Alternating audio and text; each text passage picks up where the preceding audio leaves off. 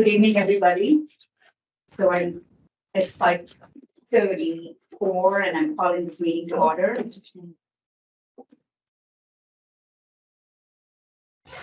So today is February 13th, 2024.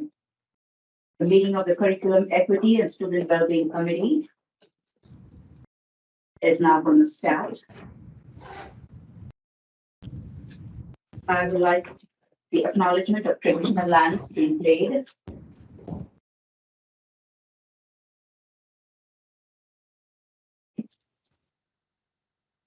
The land upon which we work, live, and sustain ourselves is the ancestral and treaty lands of the Michizagig Anishinaabe, also known today as the Mississaugas of the Credit, the rightful caretakers and title holders of this land.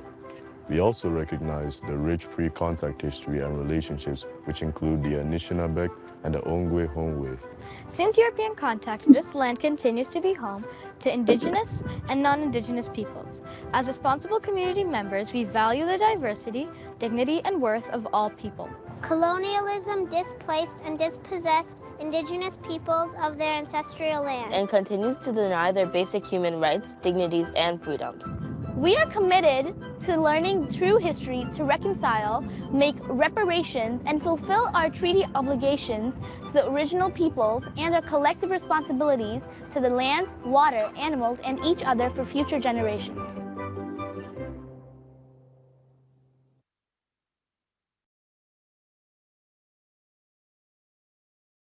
Thank you. Next item, number 3, is approval of the agenda. Do we have any seconder? Oh, sorry. I asked Trustee Kamoli to put it on the floor and Trustee Yals, will you second it? Thank you. Number 4 on the agenda is declaration of conflict of interest. Seeing none. I now move on to number 5 on the agenda. That's approval of the minutes of the Curriculum Equity and Student Wellbeing Committee held on December 5, 2023. Is there any comments or? Hi, Chair. I have a comment, please. Yes, please go ahead, Ms. Trustee McDonald. Yes, thank you. I noticed when you're saying for the members absent part, it says apologies received. I had called and I spoke to you and said I was not coming on the December the 5th. And I also noticed that on the last agenda also, I was listed as members absent, and I did send apologies. I had emailed you and you responded to my email. So if it could be noted, please, that I indeed did give my apologies. Thank you. Thank you, Trustee McDonald.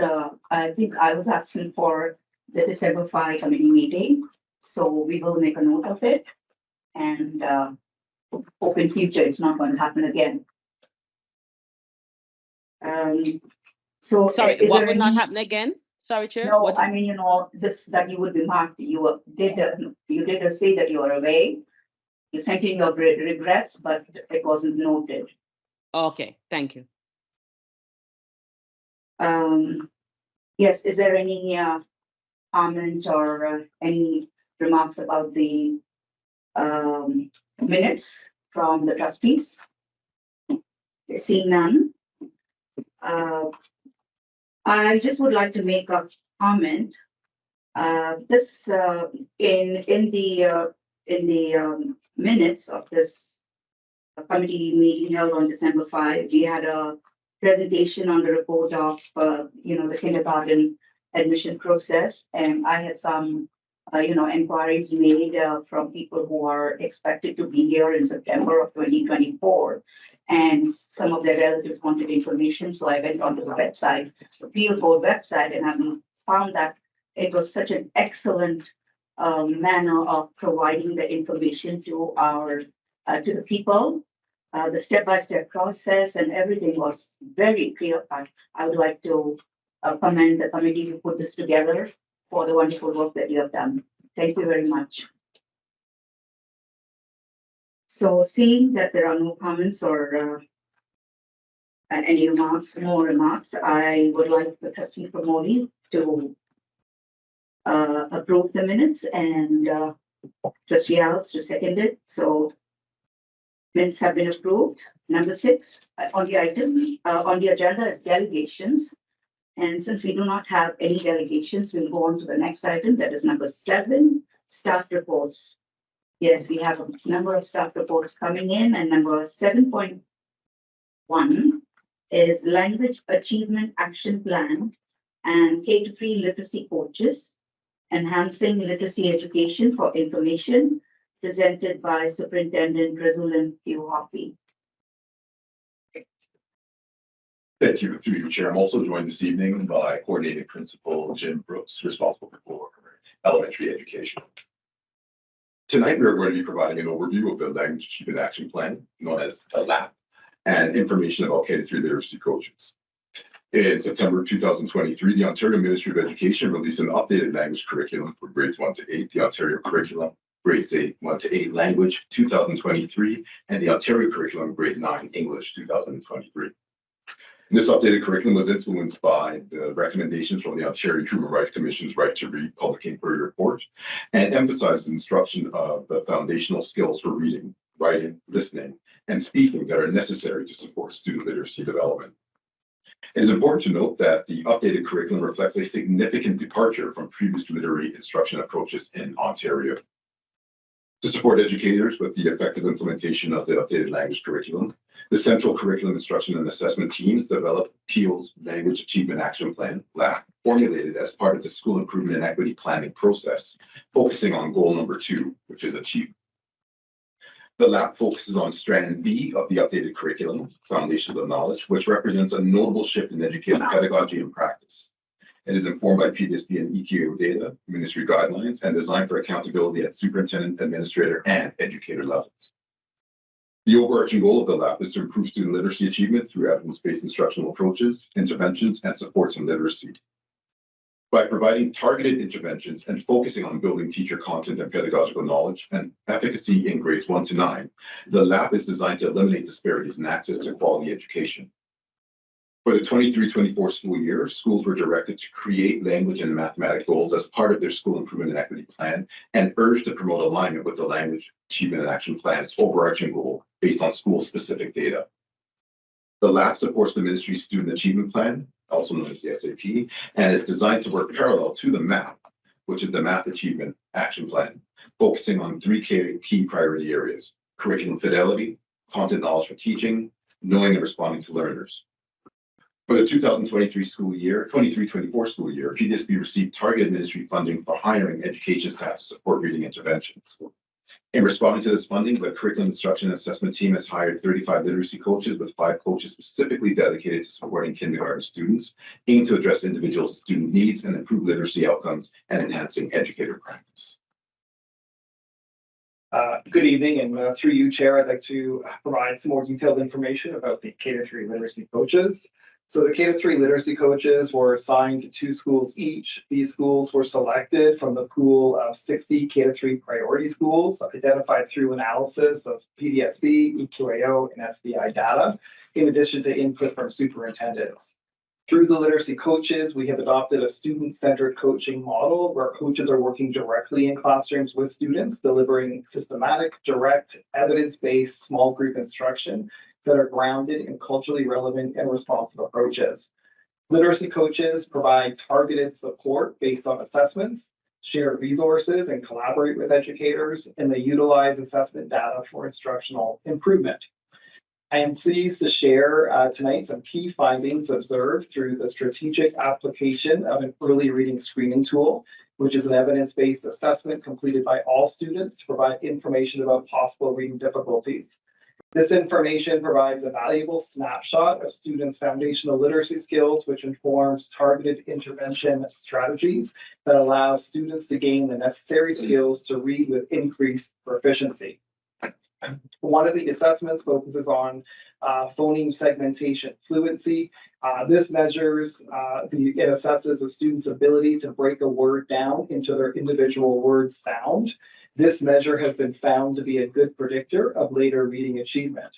At the end of the first coaching cycle, which is a short 4 to 6 weeks, the data shows that 37.4% of students no longer require intensive support and are on their way to meeting grade level expectations. Another assessment was the nonsense word fluency, which provides a fairly pure measure of students' ability to understand the sounds that represent letters or the letter combinations when decoding words. During the first coaching cycle, students showed tremendous improvement in this area. The data shows 30.2% of students moved from at risk in their ability to recognize letter sounds in nonsense words. More impressively, 38.8% of students no longer require intensive support and are successfully able to recognize sounds in unfamiliar words and blend sounds accurately to read words with automaticity. Overall, the literacy coaches' structured literacy intervention has led to significant growth in students' reading skills. Students now possess essential foundational reading skills necessary that will allow them to continue to grow as readers and to potentially avoid the need of later costly reading intervention programs and special education supports. In addition to data on student achievement, we also collected data regarding educator practices. A recent survey among educators who worked closely with the literacy coaches highlights the impact of the coaching experience on educator practice. 100% of educators identified specific changes in teaching due to coaching participation. 88% of educators expressed high satisfaction with coaching, affirming its contribution to student learning, and 88% of educators felt the coaching cycle met their expectations, aligning with their needs. Overall, data from the survey showcases transformative educator experiences and outcomes, highlighting the positive impact coaching has had on educators' professional growth, contributing to enhanced student success. It's important to note that sustaining the use of literacy coaches in this current model relies on predominantly securing sufficient funding from the ministry. This commitment includes continuing to provide the current model of ongoing professional learning opportunities and resources required to enhance educators' capacity and student achievement. Next steps for the PDSB staff include continue to provide professional learning to enhance the effectiveness of literacy coaches, continue to provide system-wide professional learning opportunities and resources aligned with the goals identified within the Language Achievement Action Plan, with a particular focus on enhancing educator capacity for the effective implementation of Strand B within the updated language curriculum and contributing to the development of a comprehensive language program. Analyzing data to identify specific trends and patterns that can inform adjustments to intervention strategies and approaches, establishing a central system for continuous monitoring of students' reading progress, and continuing to partner with families and community to optimize literacy learning for students. At this time, Superintendent Hoppy and I are happy to respond to any questions.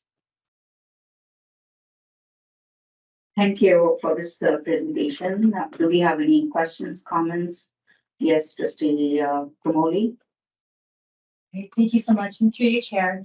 First, thank you so much for bringing all this information to us. I was really interested to learn more about the programming that you put into place here, and I appreciate the depth that you've put into this because it really helped me better understand what you're doing for these students. So thank you for this great work.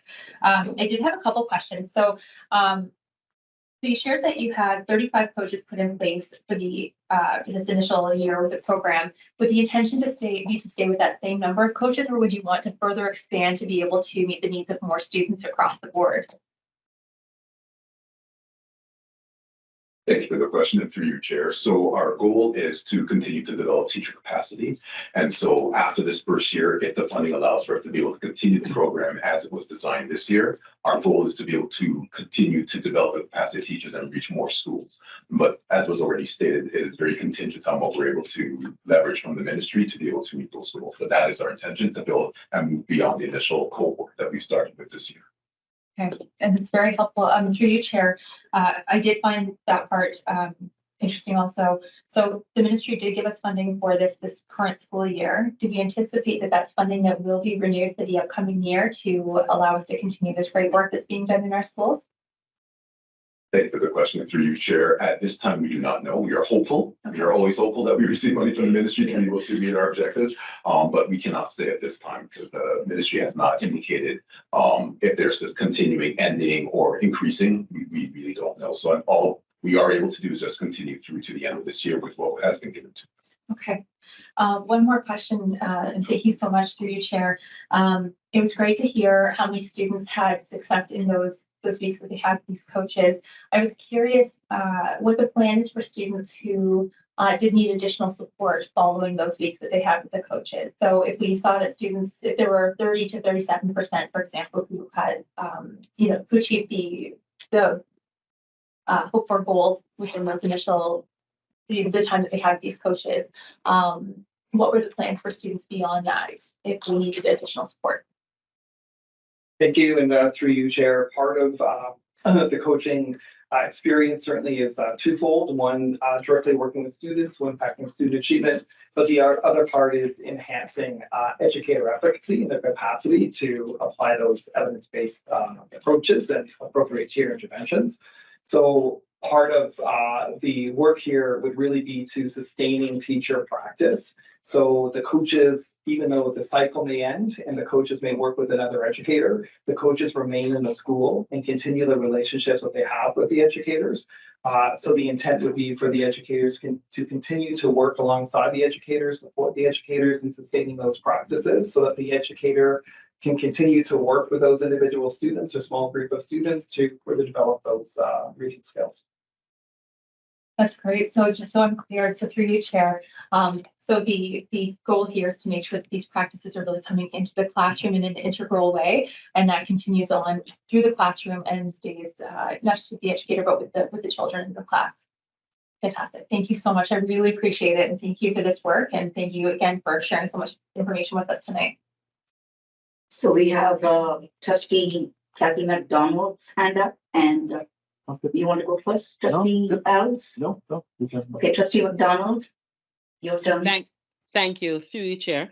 So I actually have questions along the same vein as Trustee Promoli. So I first start with the funding question.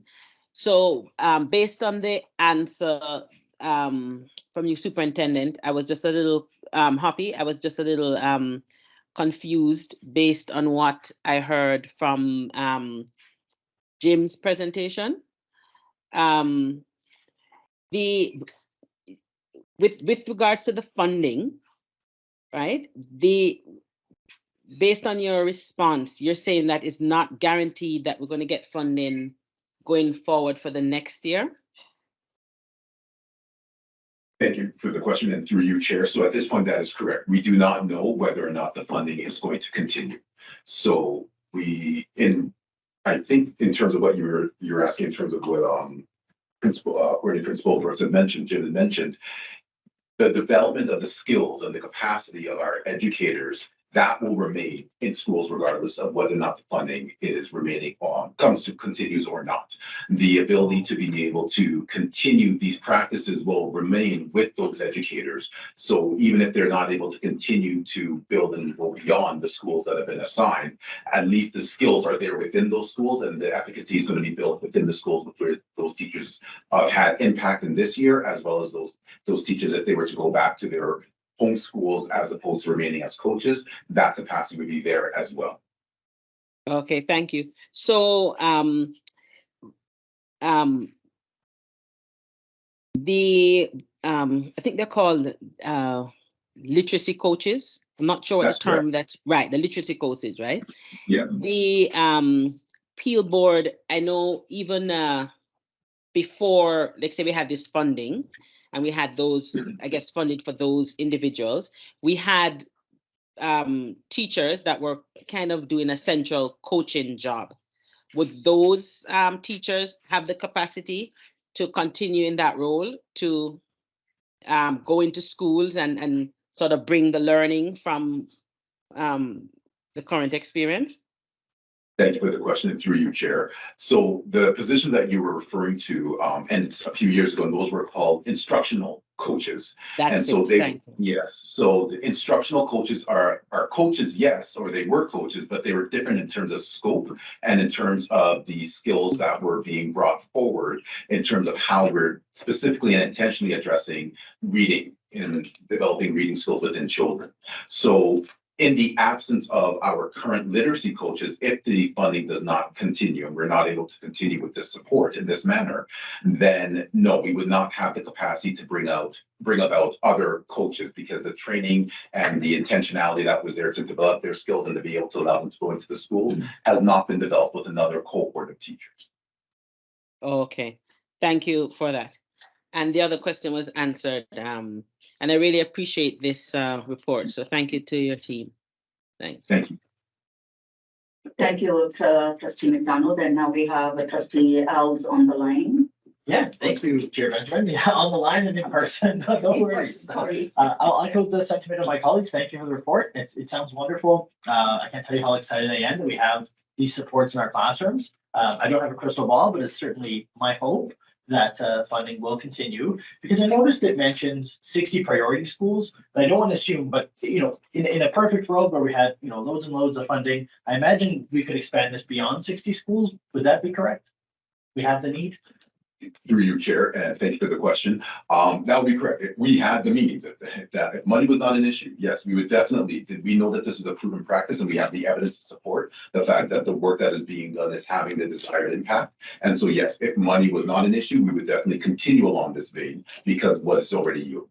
Well, let's certainly hope. Sorry, thank you very much, and through you, Chair. Let's certainly hope that some ministry colleagues are listening in.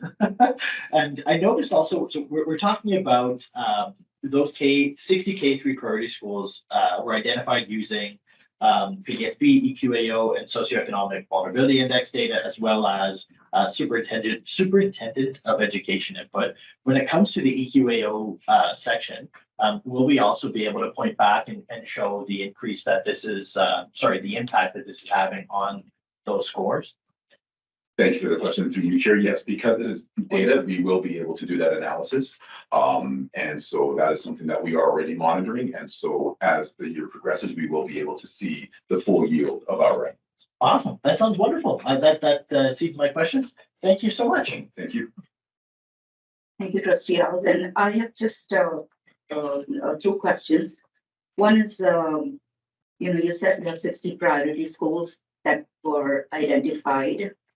Will it be possible to provide the list of schools to the trustees, so we know, like, if there are one or two schools in my area, so I can, if any way, help them or do something for those schools? So is it possible to give us information about that? Thank you for the question, and through you, Chair, to you, Chair. Yes, we would be able to provide that. Okay. And thank you so much. And the second question is, we talked about coaches, 60 coaches as a big, 35 coaches. So were these coaches in what way were they qualified to provide these programs?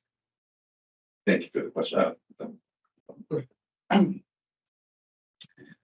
So the coaches certainly had, their teacher qualifications, certainly for the early years, and some certainly have the literacy qualifications, but all coaches participated through a very comprehensive onboarding program that we offered for the first 2 weeks that they were hired. Went through professional learning with our central teams, literacy, ESL, special education, and thoroughly participated in professional learning around those foundations of word reading skills, but also how to partner effectively with colleagues and support colleagues through that coaching model. Coaches also participate every Friday in central professional learning. So they are in their schools from Monday to Thursday, and every Friday they continue with their training to further enhance their efforts. So they were not part of our regular PO staff, or? Yes, through you, Chair. Sorry, yes, they were. So they were coming from the field, coming in from classrooms, from schools, and they expressed an interest and applied through a hiring process. Thank you very much. So we really have so many experienced people in this field, and it's great. Are there any more questions, comments from our trustees? Anybody else? What time is up? Oh, Stan. Trustee Cameron. Trustee Cameron? Oh, yes, you have your hand up. Please go ahead. Thank you. I'll just take my hand down here so it's not up there the whole meeting. Thank you for the report. This is excellent news. It's better than excellent news. Before I begin, I just want to say,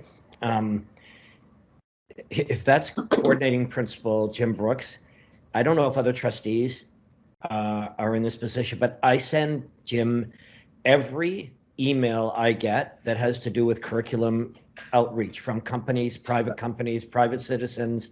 So I don't have to answer them. I send them to Jim and he relieves enormous pressure for me. I just want to say thank you a million times, Jim, for your help all the time.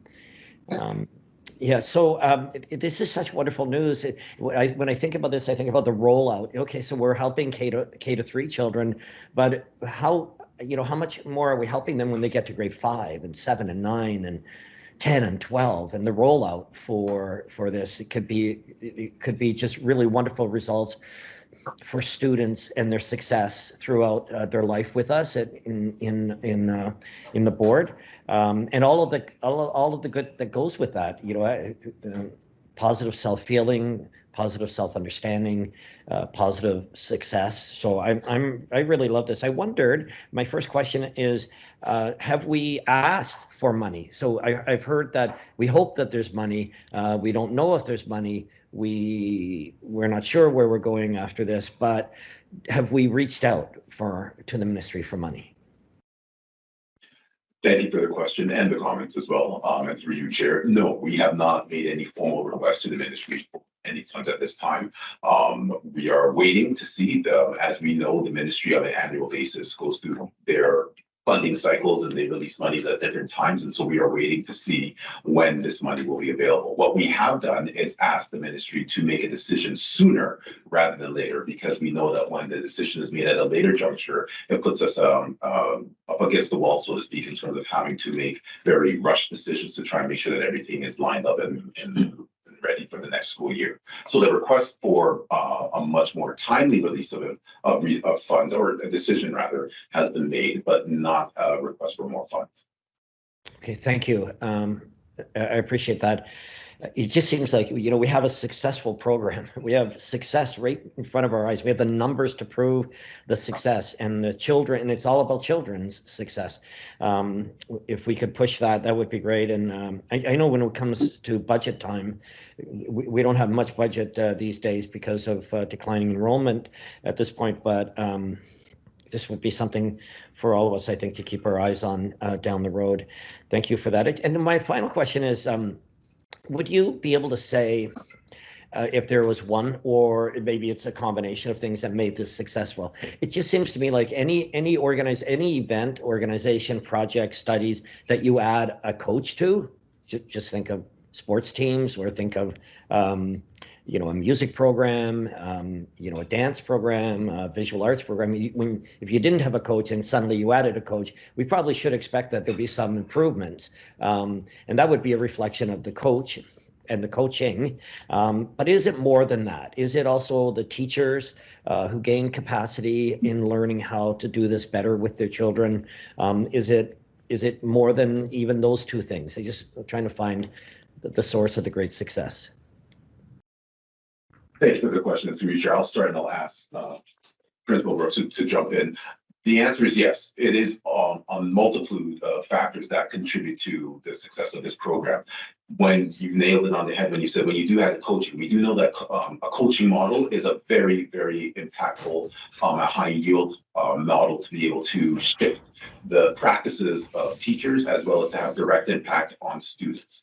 And so we know that the impact that it has is one that is lasting as well. The research demonstrates that it's not something that is a fly by night.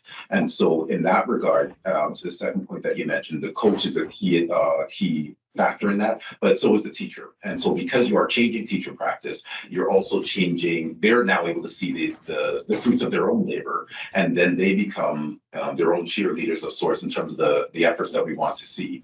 And so because of that, that's another factor. But then also in terms of going in, one of the things that our coaches are able to address and to speak to is also the learning environment. And so success breeds more success. And so when you now start seeing students being able to do something that they weren't able to do before, when you see the classroom set up in a particular way that is more conducive to the learning and to the adoption of the strategies that are being implemented, it does have a powerful positive snowballing effect of more students wanting to participate and being able to benefit. I'll turn it over to my colleague if there's anything else wishes to add. Sure. Through you, Chair. Certainly what, we would credit the success of this. First up is, I think we hired great people, for one, but I think also we were very intentional with ensuring that coaches each only had 2 schools. So this intense direct support for schools allowed them to be in schools, each school twice a week. And for many of the coaches in many of the schools throughout the year, this means that they are able to work with educators in the early years. So that's K-3 through a coaching cycle, each early years educator at a school at one point throughout the year.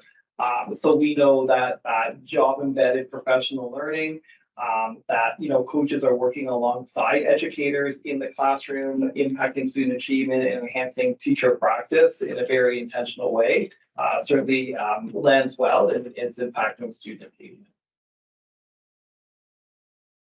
Excellent. Thank you both very much. And through you, Chair, I just say, when I hear this, I think of how exciting it must be for everyone, every single person involved. So you have children who are getting stronger and getting better, getting more confident. You have teachers who are feeling better about the success of their own classes. You have coaches who are feeling good about helping. And then you have parents at home going, what? How magical is this that my child is growing, perhaps incrementally, but at least bit by bit. So thank you all very much. Great report, great results, and thank you, Chair. Thank you, Trustee Cameron. And I will just add to what you said, that we are laying a very strong foundation for our students in language, and hopefully our results in the future will go very high when it comes to EQ and everything else. Thank you very much. So we go on to the next item, that is 7.2, policy 64. Sorry. Oh, sorry, I forgot the process. Oh, yes. Can I ask Trustee Promoli to put this on the floor and Trustee Alves to second it? So this is for receipt. So we have finished with the procedure. Thank you. 7.2, policy 64, regional learning choices programs.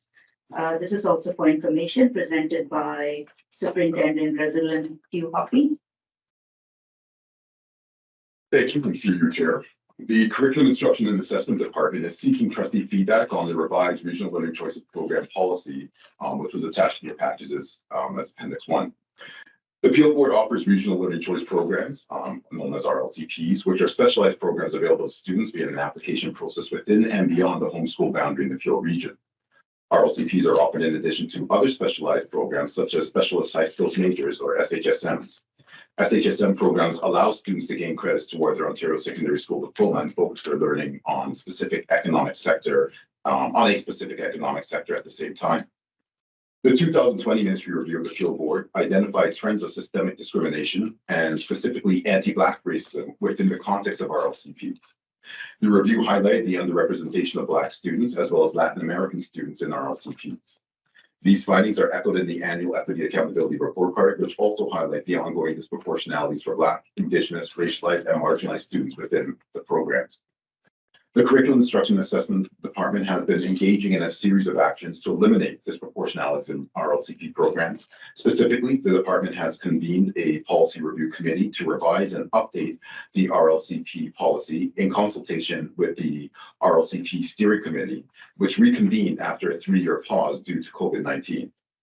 Changes have been made to ensure that the revised policy addresses concerns raised in the ministry review and the We Rise Together 2.0 Black Student Success Strategy. The Regional Learning Choice Policy Rewrite Committee is working on the operating procedures to accompany the policy. And this concludes my presentation at this time, and I'm happy to answer any questions. Thank you, Superintendent Hoppy. Do we have any questions, comments from our trustee colleagues? Yes, Trustee Promoli. Okay, through you, Chair. Again, thank you so much for this report tonight. I had a couple questions here. And I think there will be some more questions that coming up after. I know that there's some question about the timing of this coming in right now, because we do have some questions about the funding for transportation. There will be some changes with transportation. We don't have all that information yet. So I won't dive into that, because I think that may be a question that comes from another one of my trustee colleagues after. But one of the things that I was curious about is, and I know it's mentioned in here, while we're doing a lot of great work to support our regional learning choice programs, what else are we also doing to make sure that we are strengthening and promoting our homeschools, to make sure that students who do not have the opportunity or who do not choose to attend a regional learning choice program can feel the same satisfaction and excitement and confidence going to their homeschool, because we have phenomenal schools across this board. And as a parent of an 8th grader who's starting 9th grade next year, and who very happily decided just to go to her designated homeschool, she's like, no, I don't want to go through the process. I just want to go to my local school with my friends. I'm like, great, your local school is great, because they're all great. But I want all of our students who do want to make that choice to have that same confidence and comfort level doing that, because we have great schools everywhere. So what kind of, what are we doing also to make sure that we are supporting all of those schools, so that we're not seeing enrollment in some of our regional programs growing at the expense of some of our fantastic home schools? Thank you for the question, and through you, Chair. So you're absolutely right. We have phenomenal schools that do wonderful things in a variety of different areas of interest that students pursue. So one of the things that we do in terms of promoting the RLCP programs is take great care in terms of how we promote them. So we do make sure that we are drawing attention to the fact that our programs are available, so that way there's an awareness, because that is something that we do know that was brought about as a criticism previously, that not everybody was aware of the opportunities afforded to them. So over the years, since the review, we have taken great effort to make sure that all families are aware. We utilize all our various forms of communication to do so. But also we've highlighted that it's not to the point that you just made, it's not at the expense of other programs. And so we've also made sure that in the communication of these particular programs, that we've also highlighted that and gaining entry into a particular program does not disadvantage your child. And I know that that's oftentimes the sentiment, and that is sometimes what parents feel and or is being expressed, that my child not getting in is now not going to be having the same advantage as another child. And that is something that we dispel, and something that we counter by saying that our students do find success. And statistically, we have more students not in RLCP programs than we do in RLCP programs that go on to find success in a variety of areas beyond the programs themselves, and then eventually when you get to secondary, beyond post-secondary. So our means of communication and that we wish to communicate is something that we take great care in. So that way it is seen as an area of interest that a child can go deeper into something that they would like to pursue. It is an opportunity for them to be able to refine particular skills, again, based on their area, what they are interested in wanting to learn more about. But it's, again, not something that pits one against the other. Thank you, and I really appreciate that, because again, we have so many great schools, and this means all of them. Is there a way to expand some of the course offerings at some of our home schools? And I know that that's a challenging question, just to ensure that, for students who do not have the opportunity to attend one of our regional choice programs, whether because it's because they don't have the means to make the transportation work, and again, that's going to be another question that I believe will come up after, or because they don't want to have to travel to go to another school outside their community for so many reasons. They don't end up one of the regional programs. We'd still like to have access to some of these programs. Are there ways that we can look at further expanding some of our course offerings at some of our home schools?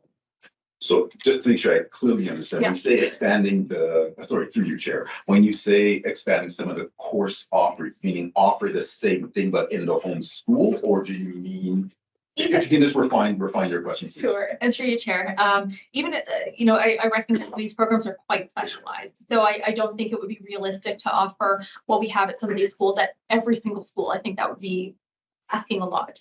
But if there are specific courses that we find are quite in demand, and that hopefully, students are hoping that they would have more access to, are there ways that we can further expand some of these offerings at some of the schools? So for example, we hear a lot about students who want to go into engineering or to go into business or different pathways that they don't necessarily know they'll have access to if they don't have the opportunity to go to their regional choice program of choice. Are there ways that we can either expand the programs that are already existing or ensure that we're helping them be aware of the programs that do exist at their home schools and help strengthen those also? Thank you for the clarification. And through you, Chair. So yes, one of the things, and this was mentioned in the report, that we do when you talk about course offerings and programs is something through called specialist high skill major programs. And so SHSM for short, those are programs that are sector based that allow students who are interested in those particular areas to go deeper and be able to ground their understanding through the curriculum, but within that particular sector's focus. And so that is something that we do promote and we do heavily have, that we heavily promote and that we have available across all of our secondary schools. And schools do have the opportunity based off of student and community feedback, are able to now say, here's something I'd like to learn more about and go deeper in, to be able to establish a new SHSM program at their school. So many of our schools offer more than one. So then that way, that is something that the students are able to pursue. That is something that they're able to deepen their understanding. And the powerful piece with that is that in the case of SHSM programming, they actually are funded by the ministry in a manner that gives them a red seal upon graduation. And that is something that they're able to take to post-secondary destinations for that to be able to be something as a carrot, if you will, to continue to be able to pursue and want to go further. Outside of SHSM programs, in terms of grade 9, for example, we have something that Lisa called Explore High Skills. And so the Explore High Skills program, again, same idea as the SHSM, which starts in grade 11, but the Explore High Skills programs are the precursors to that start in grade 9. And again, allow students to be able to come in, explore their area of interest, go deeper and be able to have a better understanding and be grounded in that. In terms of the different pathway programs that do exist, within RLCP, as you mentioned, those are quite specialized, so we're not able to expand them in the same way. But we do have processes where, again, communities, schools are able to bring things forward if they wish to be able to have provide a better opportunity for that interest to be explored. Through you, Chair, I really appreciate that additional clarity and explanation. So thank you so much. Thank you. And one other further piece, just in terms of, you had mentioned in terms of pathways, just to clarify for everybody that when we talk about our regional learner choice programs, they're not pathway programs. So that's something to, as a clear distinction, where the students are able to go and learn more and get deeper interest in those particular areas. But by going into a particular RLCP program, it's not a particular pathway that's now going to lead you to a particular destination. No, I think that's good clarity too. Thank you. I appreciate it, Superintendent. Trustee Alex, do you have any questions? I have a couple, but I don't mind waiting if there's. I don't see any hand up there, Okay, so you can have the floor now. thank you. So part of in the report, we were talking about, areas where we will be ensuring transparency and accountability. Are you able to provide me with just a couple examples of some changes that we're making in the revised policy to ensure that transparency and accountability from within the administration criteria and application process? I'm referring this question to the section entitled Changes to the Policy in parentheses. Are you speaking to the actual policy itself or to the board report, just to be clear, so I can just bring up where you're referring to specifically? So in the board report itself, there's a section titled Changes to the Policy. It's like a subheading. Yes. And I'm just wondering, what changes, if any, are we making to what was already existing to ensure the transparency and accountability in the in the admission criteria and application process? Thank you for the clarification and the question, and through you, Chair. So the specific piece that is being referenced is referring to the admission process. So in the existing policy, there is no reference to that process that we are engaging in right now. And so the process is now being embedded within the actual policy. So then that way it is in alignment with our practices. Got it. That makes sense. Thank you for that answer. And through you, Chair, there's a section under financial impact where it talks about the program being self-sustaining. Can you elaborate on any anticipated resource and financial implications of implementing the revised RLCP policy? are we able to ensure equitable access and opportunities for students from that might typically have difficulty entering the program? Is there any sort of ministry support that might be available? Thank you for the question through your chair. So in terms of ministry support, no, there is no ministry support because these are local programs that we as a board have created for our population, our student population. So there's no funding that comes from an outside entity such as the ministry to be able to support those programs. With that being said, in terms of them being self-sustaining, we just encourage the schools that are running the various programs to make sure that they operate in a manner that does not allow them to run in a deficit. So that way, in terms of the opportunities that they're affording students, in terms of the programming and the resources for that programming, is something that needs to fall within the fiscal parameters, the fiscal the boundaries, if you will, of each of the various schools and the different programs.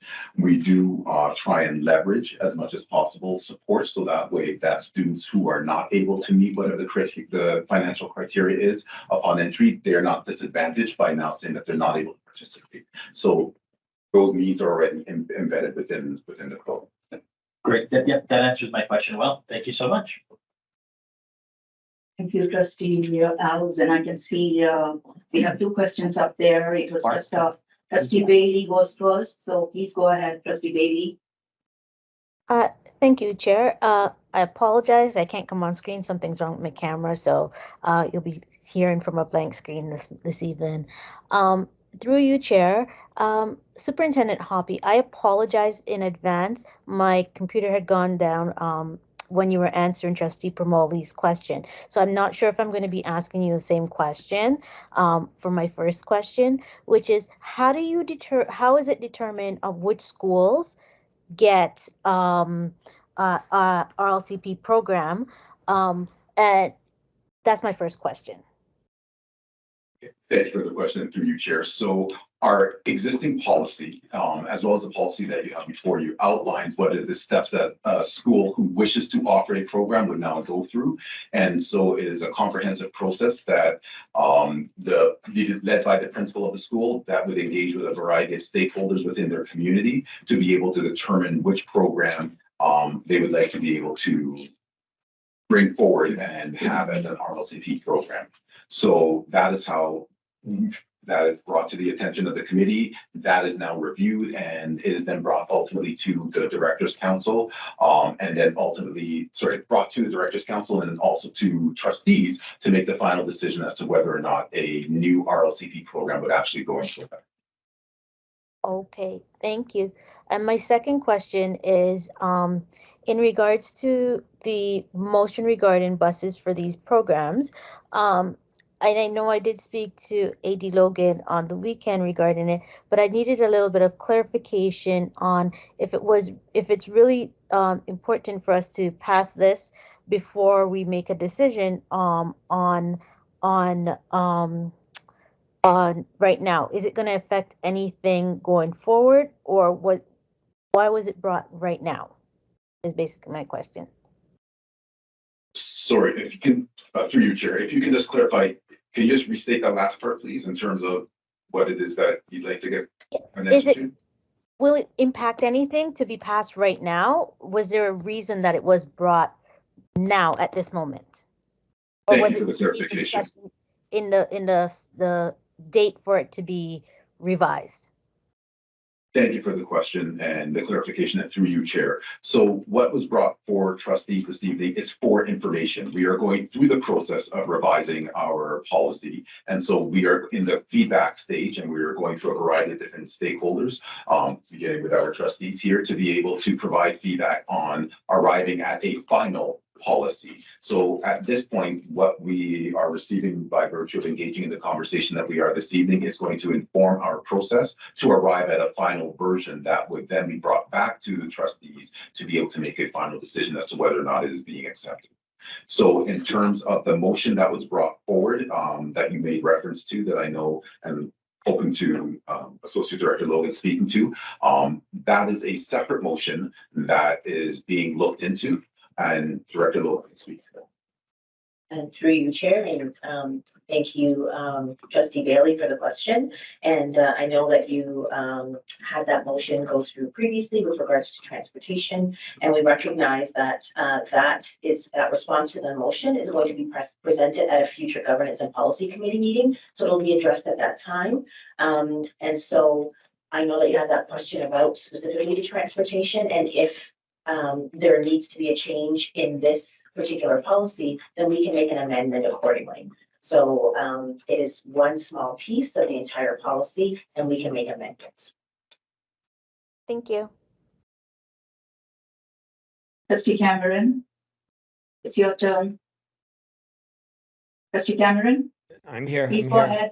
ahead. Thank you.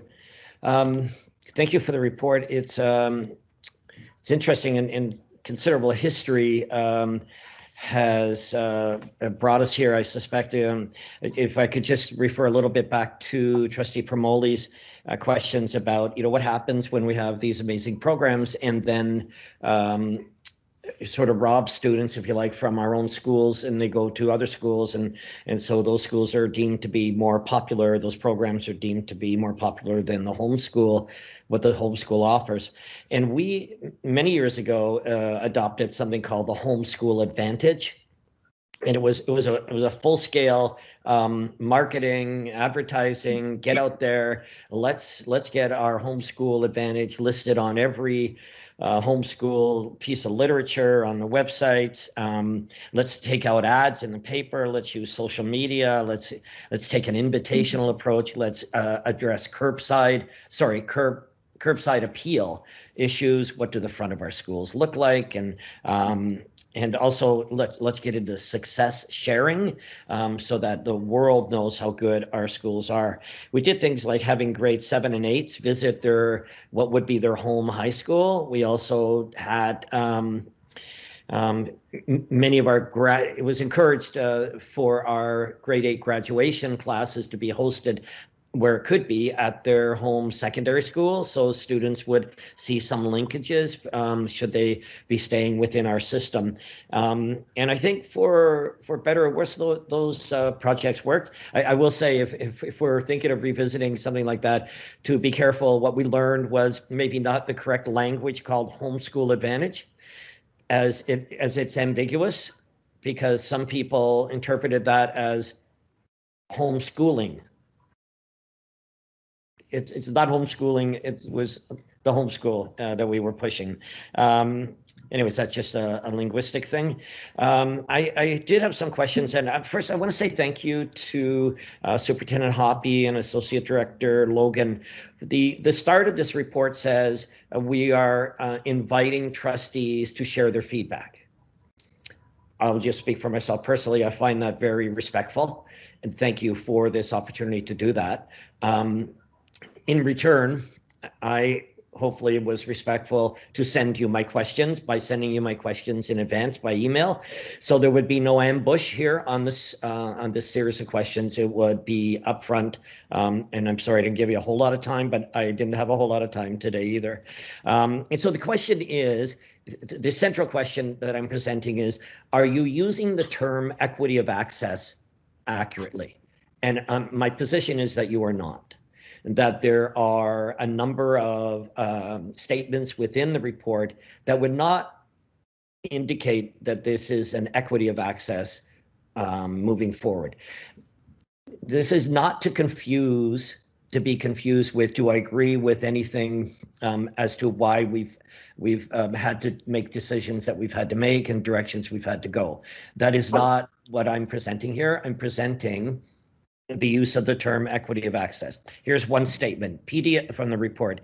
PDSB also implemented a self-identification process to the application process, and a whole list of students who were able to self-identify and meet the criteria for admission will be accepted into the program without participating in the random selection process.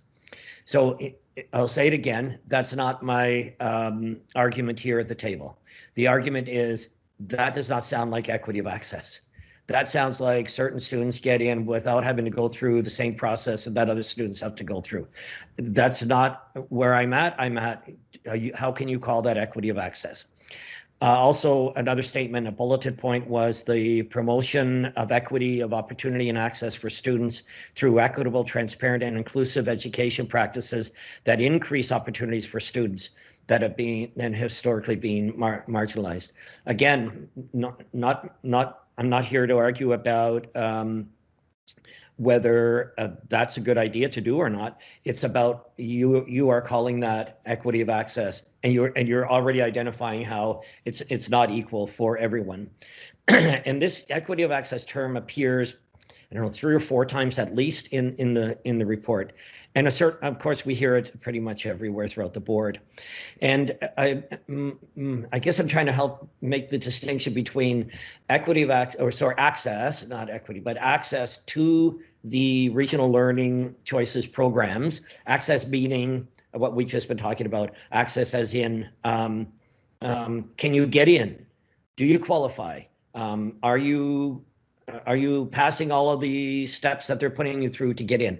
Accessing it is one thing that way, but access also means, and I don't think you made the distinction in the report, that around transportation. Yes, I know you identify the board does not provide transportation for the regional learning choices programs, but what about access to programs for students? So here were my notes. Any policy dictating that that there's no board provided transportation for RLC programs is making an assumption that all students can get themselves to those programs with their family's help, or failing that, the possibility at least through the use of public transit, which is a policy that works fine if you live in a municipality that offers public transit. But you would all know, perhaps you don't, but there's a municipality in this board that has no public transit. And let me take you to the corner of Winston Churchill Boulevard and Highway 9. An intersection that would be on the south side and on the east side would be within this board, but it's a long way away for a student who lives there to any IB, IBT, Mayfield Secondary School, arts program without public transit, which means they are not running to your programs. They can't. It's not accessible for them. So my point is, respectfully, I'm sharing that I don't believe you've made the distinction between access into a program and access to get to a program or to get home from a program. You know, I wasn't being flippant in my notes to my colleagues, superintendent and associate director, but when I said perhaps the only way to truly present our board as believers in equity of access is to let all participants into each RLC program that they apply for. That will be equal and transparent treatment for all students. And if that isn't practical, then please remove the term equity of access from all of the reports. Is that possible? I guess that's the question. Thank you, Chair. Thank you, Trustee Cameron. You want to respond to that? Yes, thank you for the question, and through you, Chair. So I think in terms of whether or not, I'll answer your question in reverse. Is it possible to remove the term equity of access from the documentation? Yes, it is possible. And if that is the recommendation that is being brought forward, that is something that the committee will take back as part of our feedback and self-consultation process. But in terms of the question that you raised as far as equity of access and the definition, I think you've alluded to, and I'm going to be very specific as well in my response, that the equity of access that we are referring to, there was not a distinction between the physical ability of a child to be able to get to a particular program, whichever one they're applying to is, versus the process by which a student is, based on their identity, able to access the program. That latter is what we were referring to, and that's what you find within the report. In terms of equity and that term in of itself, the term has many different notions, denoted many different ways, and in the manner in which we are presenting it here within this report, we are specifically identifying the historical disproportionalities that have affected particular groups, Black students and Indigenous students in particular. And so we know, and again, we've all made reference to previously in terms of the challenges that our board has been faced with in terms of anti-Black racism. And so specifically responding to meeting that, needing to meet that concern that was raised through the directives is where our actions have landed us in terms of what we now have present. I know that Associate Director Logan would also like to add. Through you, Chair, and thank you for the question, Trustee Cameron. And just to add to that, in terms of looking at equity of access, we're also referring to the notion that the work that we do around equity is aspirational. So it's always ongoing. We're always looking at the various ways in which we want to engage in practices to remove barriers. And so the reason why you see equity of access throughout is because that is what we're aspiring to do. We're aspiring to create various opportunities to address any disadvantage that may be specifically within regards to historically marginalized groups. And so our processes that we're engaging in, we are aspirational in the works that we're doing, and we're trying to create various ways in which we will remove barriers. And so the processes that you see within this particular policy is one way that we're engaging in that equity of access approach. Thank you both very much. I think there's work to be done, but I do appreciate this, Chair. Thank you. We have Trustee Kathy McDonald. Please go ahead, Trustee McDonald. Thank you, and through you, Chair, I would just argue that there's a difference between equality and equity. And I like the term equity of access and what it denotes, because I remember before all of this came to fruition that there were many regional learning choices programs in our board that had not one single Black person or Indigenous person in it. So there was obviously an issue with the process, the admissions process. And given the fact that the board has recognized that there have been issues with the admission process, I think equity of access to me is an ideal term to use, because we're not talking about equality. And given the fact that it's the board does not have the financial means to have these regional learning choices programs for all the students that need it, I think is important that these programs do in fact reflect the population that they serve. So I would argue for leaving the term equity of access. Thank you. Any more questions from any of our trustees? Thank you, everybody. I think I had my hand up. Trustee Bailey. Trustee Bailey, please go ahead. So first of all, let me say I would agree with Trustee McDonald that it is critical that we leave the term equity of access in the report, because it does speak to the DEI work that we're doing in differentiating equality from equity. There are two separate and distinct things. And when we're talking about ensuring that our Black and Indigenous students stop being underrepresented in programs like this, that kind of language is important. One of the things I would like to ask, though, is it possible in our policies to highlight that Black and Indigenous students who are into the program do qualify just like everyone else? Because that is a comment that Trustee Cameron made, and it is a common phrase that I hear, and we want to ensure that no, these students, it's not that they don't qualify for the program. It's because they've always qualified for the program, but are unable to get into the program due to the color of their skin.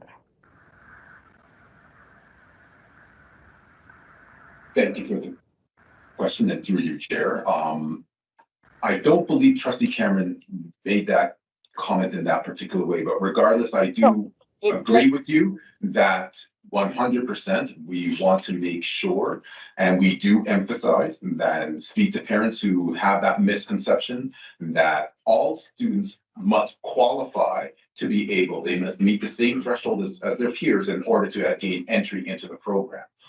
Once that has been attained, once that has happened, what they do not need to engage in is the random selection process. But that is something that we emphasize very clearly in all of our literature. That is something that we emphasize in the evenings that we provide opportunities for families to ask questions and to engage. That is information that we provide and is provided to students, as well as, again, other people who are looking to gain entry to our programs beyond our borders. Through the processes that we have, that is something that we make very clear, that this is not a situation in which Black students and Indigenous students are not meeting the threshold, and that's why they're able to get in. On the contrary, they meet the threshold, and once they do, it is the random selection process that they do not need to participate in. And excuse me, through your chair, I had my hand up. I took it down, but I have a question. Thank you. Please go ahead. Please go ahead. So two quick things. Whilst I agree with what Trustee Bailey said in regards to highlighting this, because again, that is a common misconception. And I think within trustees, it's important, and I don't know if this requires a motion or can it just be said that I think some sort of a trustee information session for trustees.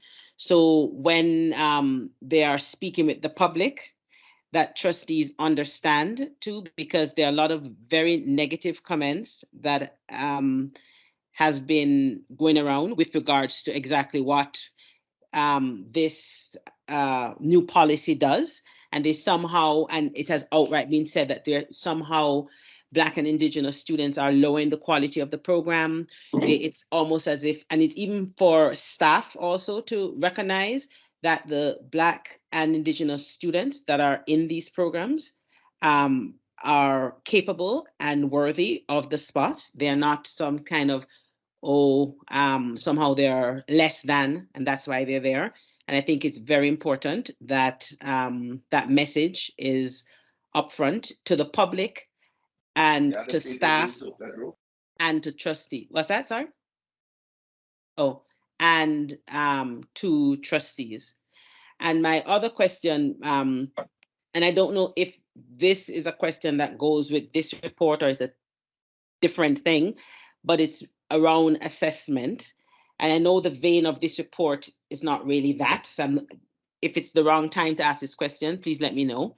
But in terms of assessment, now there are some schools within the board that has this pilot project of gradeless schools. And I was just wondering in terms of Trustee McDonald, we have 7.3 on assessment and evaluation. Can you ask your question then? So we'll focus on the regional learning program questions now and then move on to that later. Okay, I'll ask it there. Okay, no problem. Okay. I see AD Logan had her hand up, and then Trustee Cameron, you're next. Thank you, and through you, Chair. And I think I just wanted to highlight that the process that we are engaging in with the policy is also something that's recognized in our Ontario Human Rights Code, and it refers to as promoting substantive equality. And that is, again, when you're engaging in a process to try to address where there's underrepresentation, and you're engaging in a process to address a disproportionate outcome. And so, again, as Superintendent Hoppy and others have articulated, this creates an opportunity to address that and to create leveling the playing field. The students who meet the threshold have an opportunity to enter the program outside of the random selection process. So they've met the criteria. And so thanks to those who brought that forward to just make that clarification. But it is a process that is recognized by the Ontario Human Rights Code, and it's called substantive equality. And that's the work that we're doing here. Thank you, Trustee Cameron, you're next. Thank you. If this is the end of the discussion, I'd like to put a motion on the floor. Through you, Chair. Yes, So the, Councillor. Can you, sorry, trustee McDonald, did you want to say something?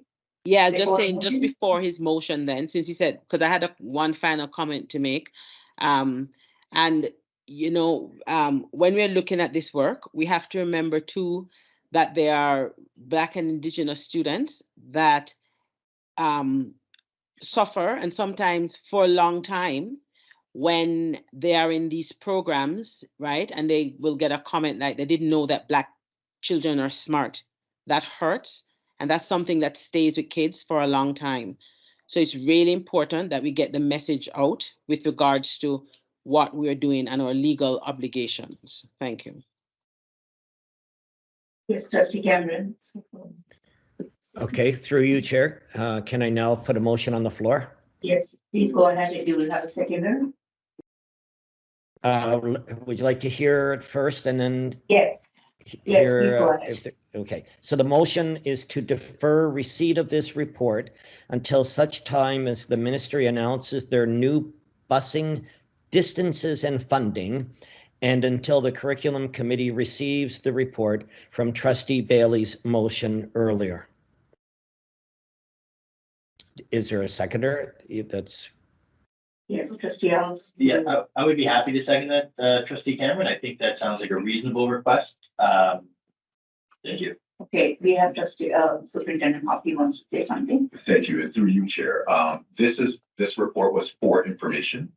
And so there's not, and we're not submitting for receipt, it's for information.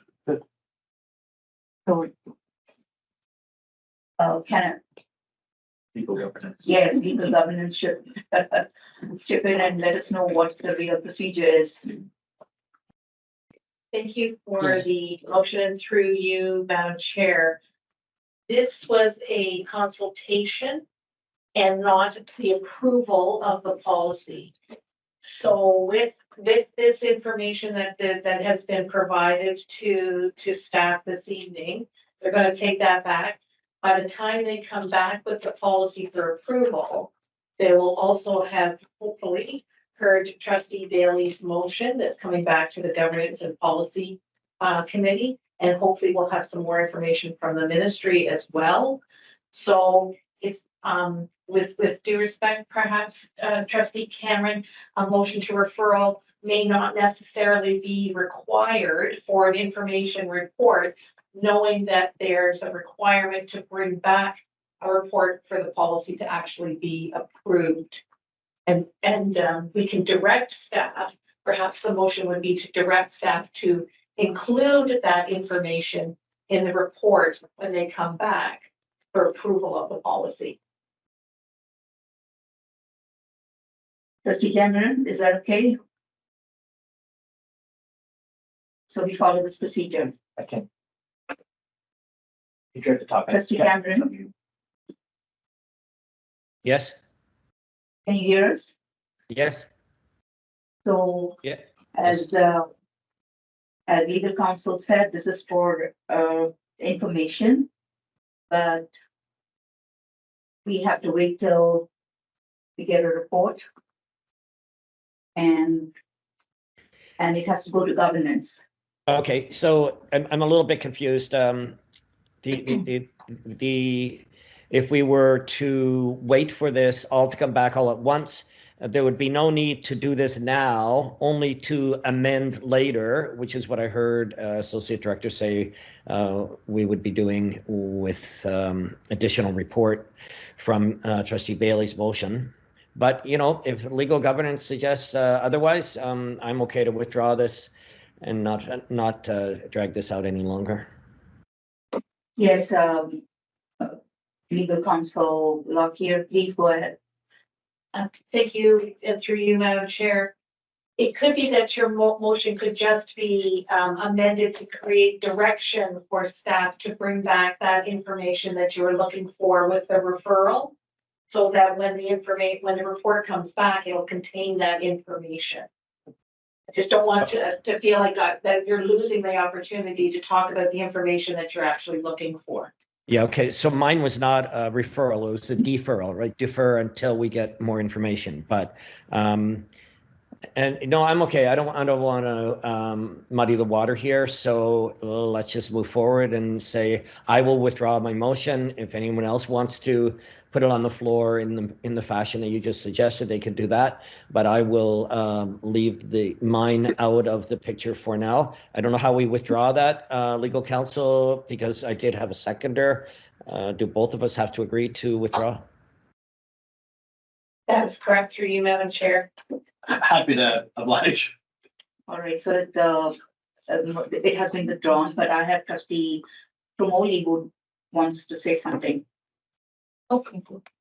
Okay, so I guess, the motion is when this report comes back, can it include the information from trustee Bailey's request for a report on busing? Is that fine?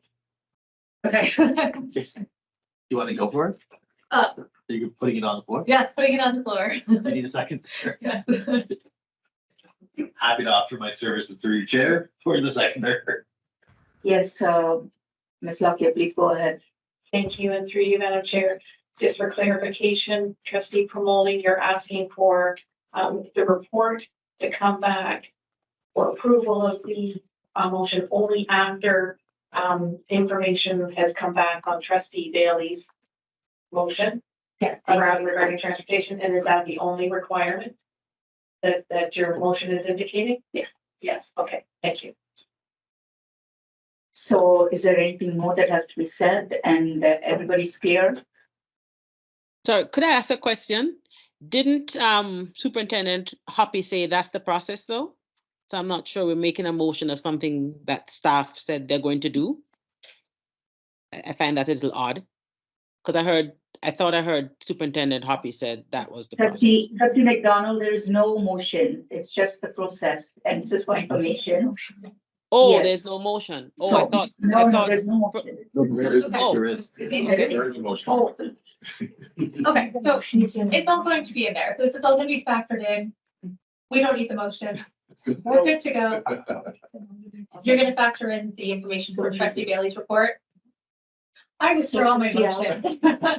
Trustee Al, do you have to withdraw your second? I am happy to oblige again. Well, So, second, Are we all very clear now? Can we move on to the next step? So once again, this report was for information. And after all the discussions, I hope we have got all the points correctly. Thank you, reporter. And we will now have trustee Promoli putting it on the floor, seconded by trustee Alves. And You want to draw? all in favor? Approved. So let's go on to next item on the agenda, that is 7.3, assessment, evaluation and reporting policy for information, presented by Superintendent Hoppy. Thank you, and through your chair. The purpose of our time this evening in regards to this is to provide an overview of the revised Peel District School Board PDSB assessment, evaluation, and reporting draft policy to gather trustee feedback. This assessment, evaluation, and reporting policy outlines the expectations for the practices of teachers and administrators in the assessment, evaluation, and reporting of student learning and achievement in the Peel District School Board. This policy is informed by the provincial policy for assessment, evaluation, and reporting required in Growing Success 2010 and Growing Success the Kindergarten Addendum 2016 and provincial curriculum documents. This policy is also informed by an environmental scan. This policy is intended to ensure that assessment, evaluation, and reporting practices are fair, transparent, and equitable through the disruption of anti-Black racism, anti-Indigenous racism, colonialism, and systemic oppression. The Curriculum Instruction and Assessment Department is leading the revision of this assessment, evaluation, and reporting policy. The policy will uphold the Peel Board's commitment to disrupt and dismantle anti-Black racism and anti-Indigenous racism. And we are seeking, the policy ensures that equitable assessment practices are implemented consistently across PDSB schools. The PDSB is currently seeking input from a variety of interested parties to inform the revision of this policy. Good evening, Chair and members of the committee. I will share some key considerations for assessment, evaluation, and reporting policy.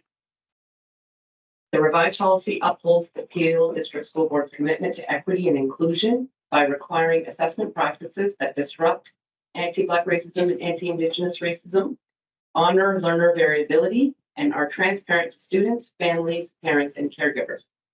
The Curriculum Instruction Assessment Department created an elementary assessment steering committee and a secondary assessment steering committee to gather early feedback to inform the revision of the assessment evaluation and reporting policy.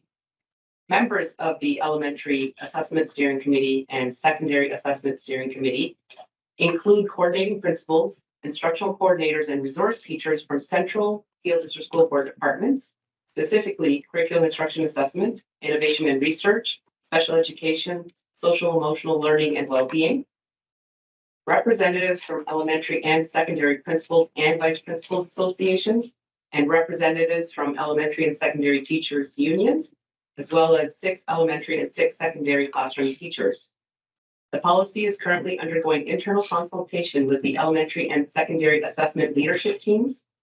It will be undergoing external consultation with the Parent Involvement Committee and the Special Education Advisory Committee, and will be posted for public consultation within the Peel District School Board Committee.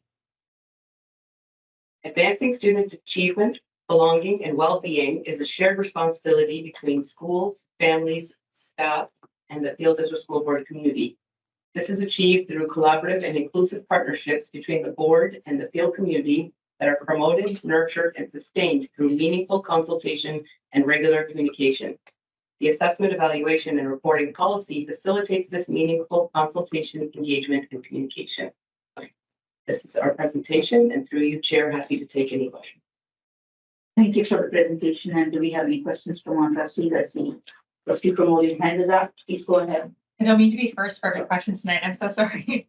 I'll keep this short. I know we've had a lot of conversations already over the past year about assessment. I guess just my first question is, how will this be posted for public consultation? Will this be through like a public survey, or how will we be consulting the wider public outside of the committee that will be asking? Thank you for the question, and through you, Chair. First, before I respond to your question, I was remiss because I did not introduce my coordinating principal, Sumbul Kaka, responsible for secondary education, and also has this part of her portfolio in terms of development of the policy. So my apologies. And through you, Chair, to answer your question, we will be engaging through a variety of different ways of engaging different segments of the public. So we do have, as it's already mentioned, different committees that we will be attending to be able to share with them in the same fashion that we are this evening with you, the report and the revised policy. As well, we will have information that will be posted for people to be able to access on our board website, where they will be given an opportunity to be able to provide feedback as well. And they will be notified of that through our regular communications that we provide, so that way all families are made aware. In addition, Thank you. And through the school newsletter. Yes. Thank you. And through you, Chair, what is the time frame for this process? Your anticipated end goal for the evaluation?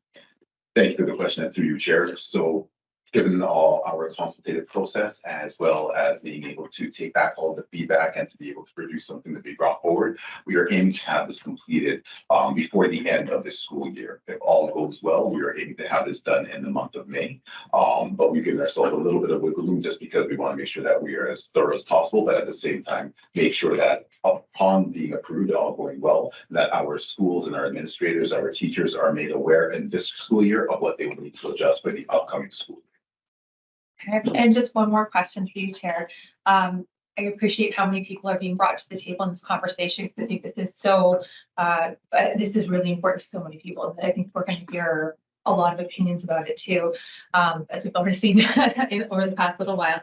I was wondering if we will also be looking to other district school boards and post-secondary institutions to see what is happening throughout the province and also throughout Canada, to ensure that we are preparing our students to meet the same demands that will be asked of other Ontario and Canadian students who will be attending the same post-secondary institutions, if that happens to be the path that they choose when they leave us after they finish high school. Thank you for the question. Through you, Chair. The answer is yes. We have already engaged in a environmental scan of a variety of stakeholders, including secondary district school boards, and post-secondary institutions. Fantastic. Thank you so much. Trustee Kathy McDonald, do you have a question? I do. Thank you, Chair. And through you, and I think Trustee Promoli's question is a perfect segue into my question with regards to the assessment. And upon reflection, I guess it's not a regional learning choice program. They have other programs, but it's not I had inadvertently put my question underneath there, but this is actually the better spot for it. So my question is around schools that are doing, I don't know if it's still a pilot project. I'm not sure where the board is at with this gradeless system. And I'm just wondering if, like, how do you go about getting feedback or the impact or community output if this gradeless way of assessing students is working for parents? Because I have in one particular school, over about 600 students that are technically could be going or should be going to that school are not. We have lost them from the middle school to a high school. And the number one reason that parents give the principal, is that this gradeless system, and they don't see it as preparing their students for success for post-secondary. And most of the complaints, actually 100% of the complaints from parents, are parents that want this post-secondary, in more specifically the university pathway for their students. So how are we addressing that? And the second part of my question is, if the community is not for this gradeless system, is there a way or a process that the community can be engaged to change that gradeless system in their school? Thanks. Thank you for the question, and through you, Chair. So in terms of the gradeless system, there's technically speaking no such thing as gradeless. It's a misnomer because we are obliged by the ministry to provide grades and marks for students. I think a more appropriate term would be a feedback-based assessment process, in which students are not required to receive feedback in the form of a numerical value or a grade at particular junctures, depending on the time of the school year. So that dovetails into the second part of your question in terms of preparing students for post-secondary. Not knowing the specific school that you were referring to, so I would not be able to provide that level of detail, but generally speaking, in terms of what I am familiar with, in terms of assessment practices around feedback-based assessment, students can only engage in this process within the parameters of the ministry, which allows for that to occur in the areas of grade 9 and 10. And so within grade 9 and within grade 10, you are able to enter onto the midterm report card, the mark of I, which is now not indicating a particular mark. And then, but you are required to provide a final mark for students at the end of a particular course. That is a requirement by the ministry. So once you're finished in grade 9 and grade 10, you are going to see students receiving marks for their courses that they engage in for each of their various semesters from 11 and 12 in preparation for post-secondary. So it's not quote unquote gradeless or feedback only throughout the grade 9 through 12, as many parents believe that is the case. With that being said, in terms of engaging with a school because they're not in agreement with the assessment process, it is that at the school level, because the parameters that I just outlined are still being followed by schools who wish to engage in a feedback-based assessment process. And so it is a school-based decision. It is not a centrally assigned decision or centrally determined decision as to whether or not they are doing so, as long, again, as they are following and are doing so within the parameters of what I just outlined in terms of what the ministry has said that we need to do as far as our reporting is concerned. Okay, thank you for that. So just to be clear, you're saying it's not a centrally assigned position. So the principal of the school can go and initiate getting rid of this feedback-based assessment process if he or she wishes? That is correct. Oh, perfect. And just a comment with regards to why communication is very important, because whereas we at the board, you may refer to it as a feedback-based assessment process, but to parents, they are told it's a gradeless system. So again, I guess words are important. So if you want to make a distinction between the two, I think is important that in the board, when to ensure that when we are speaking to parents in these schools, that we tell them there's no such thing as a gradeless system, that is indeed a feedback-based assessment process. Because I can tell you, 10 out of 10 parents call it a gradeless system in the complaints that I get. Nobody calls it a feedback-based assessment process. Thank you. Thank you. Thank you, trustee McDonald. I have trustee Lodge. If I can just Oh, sorry. respond to that. You want to Thank respond you. to that? I can just Okay, thank respond. Thank you for that, trustee McDonald. Having been a principal who led this work at one of my schools, when I was in the capacity of principal of the school, you are absolutely right that there needs to be a clear distinction between the two. I think that the confusion does stem from the fact that in terms of the resources that were available at the time, and may still, I cannot speak to it currently, but may still, the two were used interchangeably. But when you do, to your point, when you do deconstruct and break down what is actually taking place and how it can only take place within the parameters of the province of Ontario, because of what we are mandated to do in terms of our reporting cycle, that distinction is one that does need to be made and needs to be clarified. Thank you. Trustee L, your turn. Thank you, Chair. Sorry, I'm really confused. I had read this report that is before us, the assessment, evaluation, and reporting policy, but nowhere in it did I see anything written about a gradeless system, as Trustee McDonald alluded to. Can you point me to where in the policy this is talked about? Because I didn't see it upon first glance. I might have missed it. It is not in the policy. Okay, that explains it. So I was sorry. I guess that would be a separate line of questioning. That I'm not sure how we got there, but hopefully, I guess I'll connect offline to get some information on that. Couple of questions relating to the assessment, evaluation, and reporting policy that I'm reading. Not suggesting there were any shortcomings, but what, if any, shortcomings or challenges were identified in the existing assessment, evaluation, and reporting policy that might have necessitated its revision?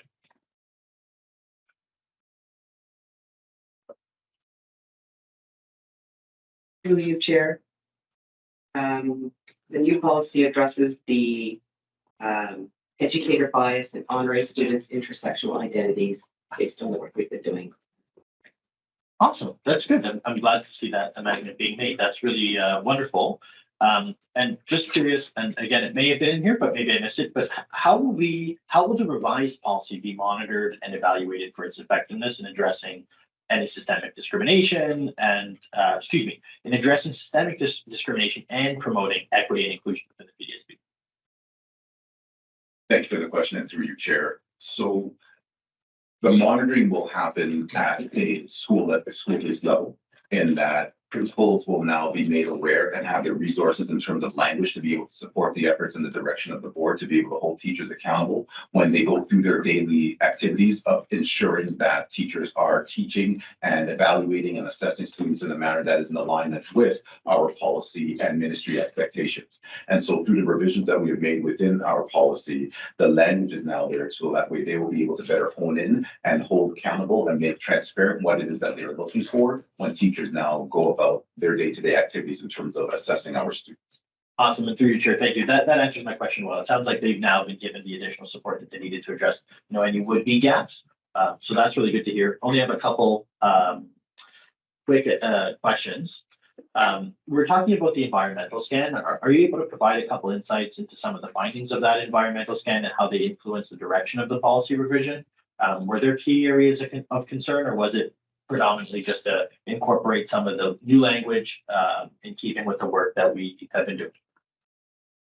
Thank you for the question, and through you, Chair. It's the latter to what you stated. Yeah, okay. I had thought so, and then my last on my list of questions, and I think Trustee Promoli had asked this, I may have missed it. I apologize for asking this the same question twice.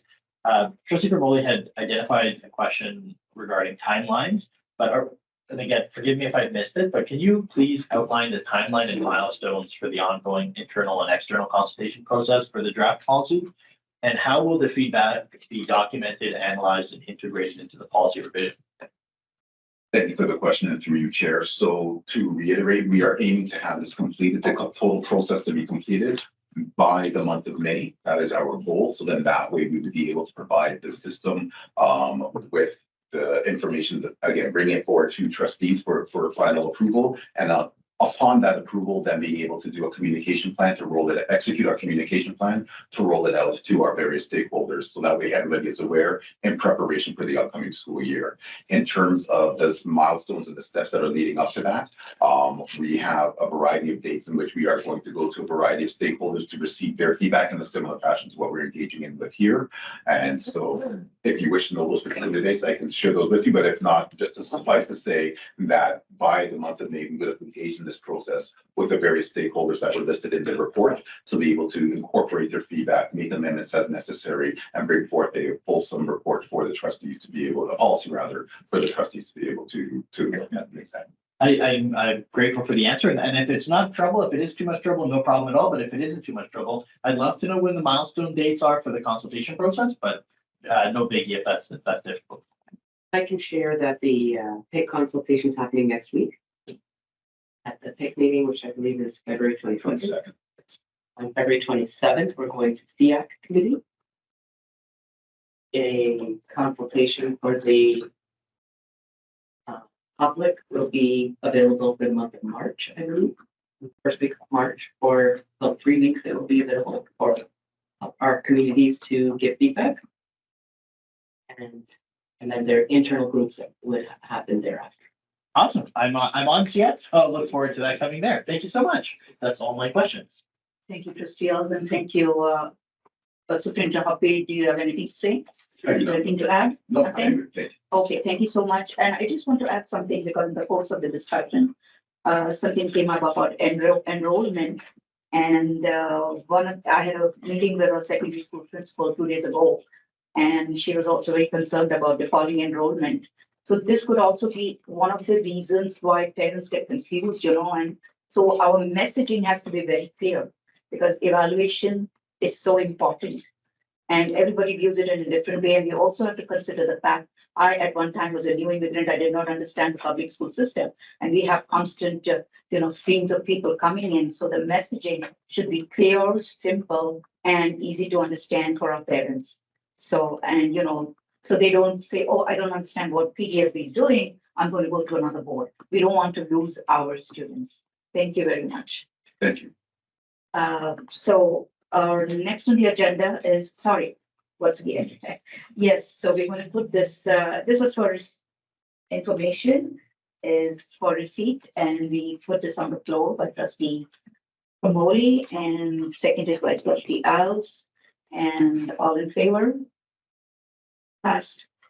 7.4 on the agenda is Curriculum Equity Student Wellbeing Committee Terms of Reference. It's a recommendation presented by AD Camille Logan. Thank you, and through you, Chair. The purpose of this report is to share the terms of reference for the Curriculum Equity and Student Wellbeing Committee to replace the governance directives for the Curriculum Equity and Student Wellbeing Committee. So the new terms are outcomes of a review of best practices, and in the Appendix 1 has the new terms of reference, and the template is available there for your review. These terms of reference align with good governance practices. That concludes the report. Are there any questions? Thank you, AD Logan. Any questions by trustees? Seeing none, we'll go on to next item on the agenda. That's 7.0. Sorry, Jan, is it? Yes. Okay, sorry again. Yes, so the recommendation is for receipt. Trustee Alves? It has to be approved? Yeah. So how do I put it? Like Trustee Alves will approve and second? On the floor. Okay, put it on the floor. Thank you. Through you, Madam Chair, the motion is recommendation for approval of the terms of reference. By trustee Al, trustee Al did by. Sorry, hold on, before, we just backtrack for 1 second. Okay, Is that okay? you have a question? Okay, I just want to clarify, are there any significant changes here to our mandate, or, I mean, this looks like it falls in line, but I just want to make sure I'm not missing anything. This is the same, right? That is correct. Okay, I just wanted to make sure I wasn't. Okay, so read what you're signing, right? Yes, so thank you for the question and through you, Madam Chair. The terms of reference flow out of the procedure bylaw report that was at the Board of Trustees in last week or 2 weeks ago, that was approved there, and removing the terms governance directive and replacing them with terms of reference for each committee, and each committee was to review and approve the terms of reference. There were no particular changes for this committee, and so now we'll have a terms of reference that will be approved when it goes to the board in February. So we'll have trustee Alice put it on the floor and seconded by trustee Moli, and it's been approved. All in favor, let's approve it. Thank you. Item number 7.5 is suspension, expulsion, and safe schools data. Semi-annual update report of January to June, referred from the board meeting. I think it was a January board meeting, presented by AD Harjeet Kaur. Thank you very much, Chair Benjamin. I'm going to introduce and turn things over to Superintendent of Safe and Caring Schools, Michelle Stubbins. Thank you. Thank you. And through you, Chair Benjamin, the information being presented tonight is to share information from the last January 31st board meeting around suspensions, expulsions data, and safe schools data. And I apologize if I'm a bit lengthy, but I'm really trying to be fulsome for everybody's understanding. It is critical to note that a comparison of suspension and expulsion data pre-COVID-19 pandemic and post-COVID-19 will not result in a valid comparison. Pre-COVID suspension and expulsion data exist. However, there was no system-wide framework, tools, or policy to guide decision-making, thereby allowing for discretionary, arbitrary, and/or independent decision-making.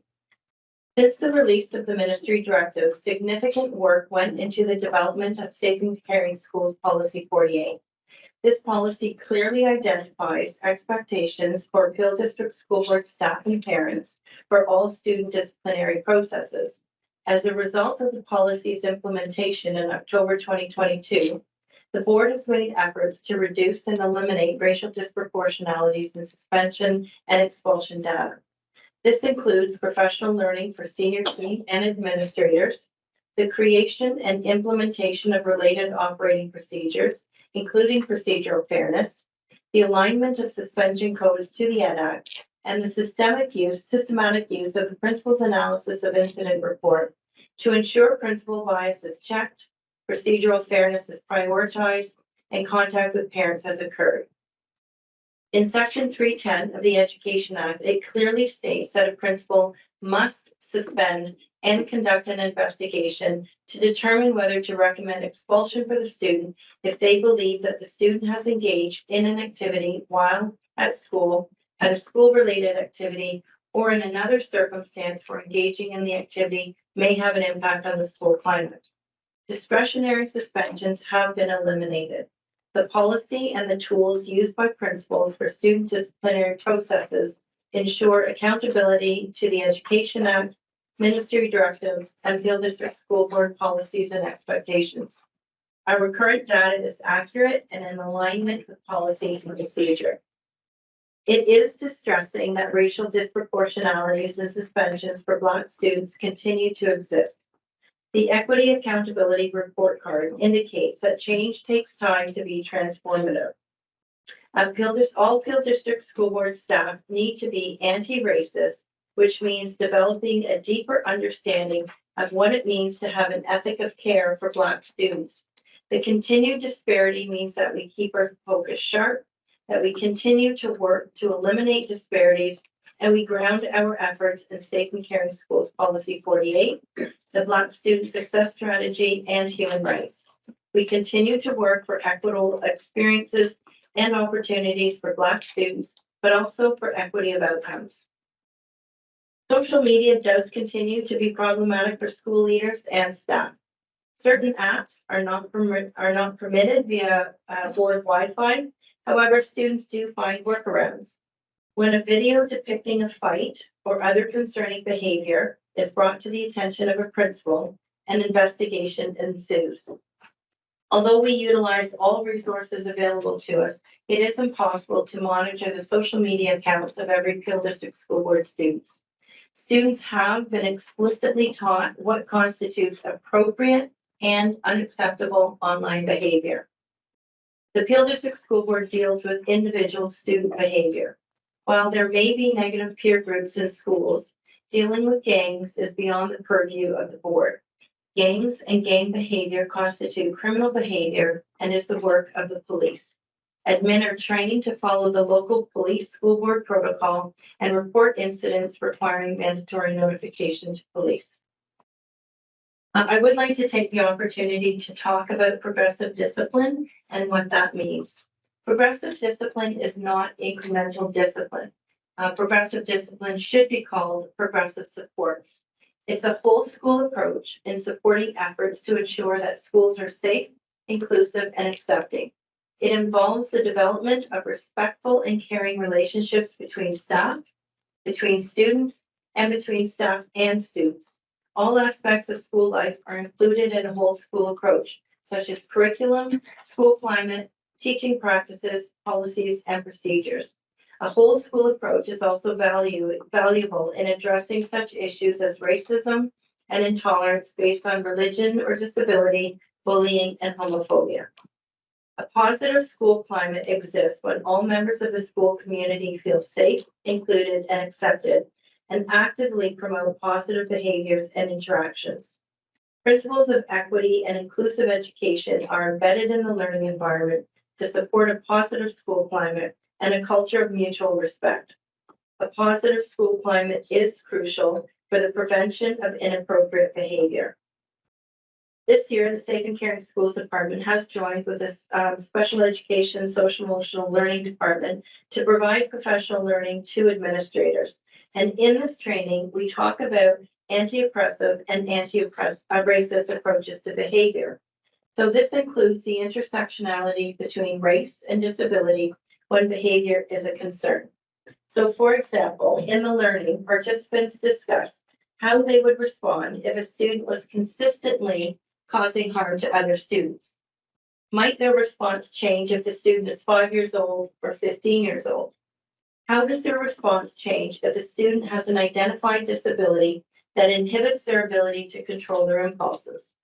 How might their response change if the student is Black, Indigenous, or racialized? How might their response change if the student is male? And how will the school support all students involved in these types of situations? The learning also covers how attention deficit disorder manifests itself. And we also cover manifestations of a FASD, fetal alcohol syndrome, trauma, and mental illness. Every school has a sense of belonging goal, and a sense of belonging is critical to ensuring safe and inclusive learning environments. So how do educators make students feel that they belong and feel welcome and feel valued? Do we ask why students are giving us a hard time? Or do we reframe our mindset, center the child and not the adult, and say, the student is having a hard time. How can I help? We need to try to understand what the student is trying to communicate to us and what can be done to reduce or eliminate the challenging behavior. Creating identity-affirming learning environments help create safe, inclusive learning environments. Building trusting relationships with students and creating a space for them is important. Every day, interactions between adults and children provide opportunities to feel for children to feel a sense of failure or success, deficient or capable. How an adult responds to that behavior is important.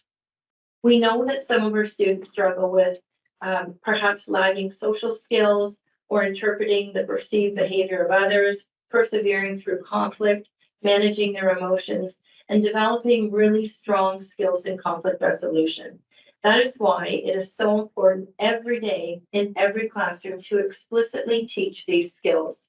The supports provided by this department and other central departments and teachers, EAs, and other support staff seek to address self-regulation and social skill development, conflict resolution, etc. of children in grades K to 12. This is how we create learning environments that are conducive to learning and reduce suspensions for all students. We build skills and resilience and supports for all students so they can successfully navigate classroom and school challenges every day. To be clear, in incidents of serious concerning behavior where progressive supports cannot be applied, a principal shall consider a suspension or recommendation for an expulsion. I'd also like to speak to the employee workplace violent incident reports. So to ensure compliance with the Occupational Health and Safety Act, all staff are required to submit a report should a student threaten, attempt, or exercise physical force upon a staff member. The training for this took place on the October 6th PL Day. An additional training on workplace violence and harassment will also occurred on the February 16th PL Day. The data presented in the January 31st board report is not contextualized, so it is important to be mindful of how to interpret what is in the report. Again, one incident could generate multiple reports. One person could be highly motivated to submit many reports. Staff may not submit any reports, and we rely on staff's reasonable judgment to report properly. It's important to note that the age and/or disability of a child is not considered when submitting a report. Between September and December 2022, 2,224 reports were submitted. 6.2% or 137 reports noted the use of a weapon. So for us, the definition of a weapon is anything used, designed to be used, or intended to be used in causing death or injury to any person, or to threaten or intimidate any person. It can include objects which can be used as weapons. So objects such as a pen or a screwdriver, if displayed to threaten or intimidate, become weapons under this definition. Weapon includes a firearm and any device that's designed or intended to exactly resemble or to resemble near precision a firearm. So the description of the weapon in the report submitted include toys, furniture, pencils, shoes, cardboard, marbles, snow, and a scarf.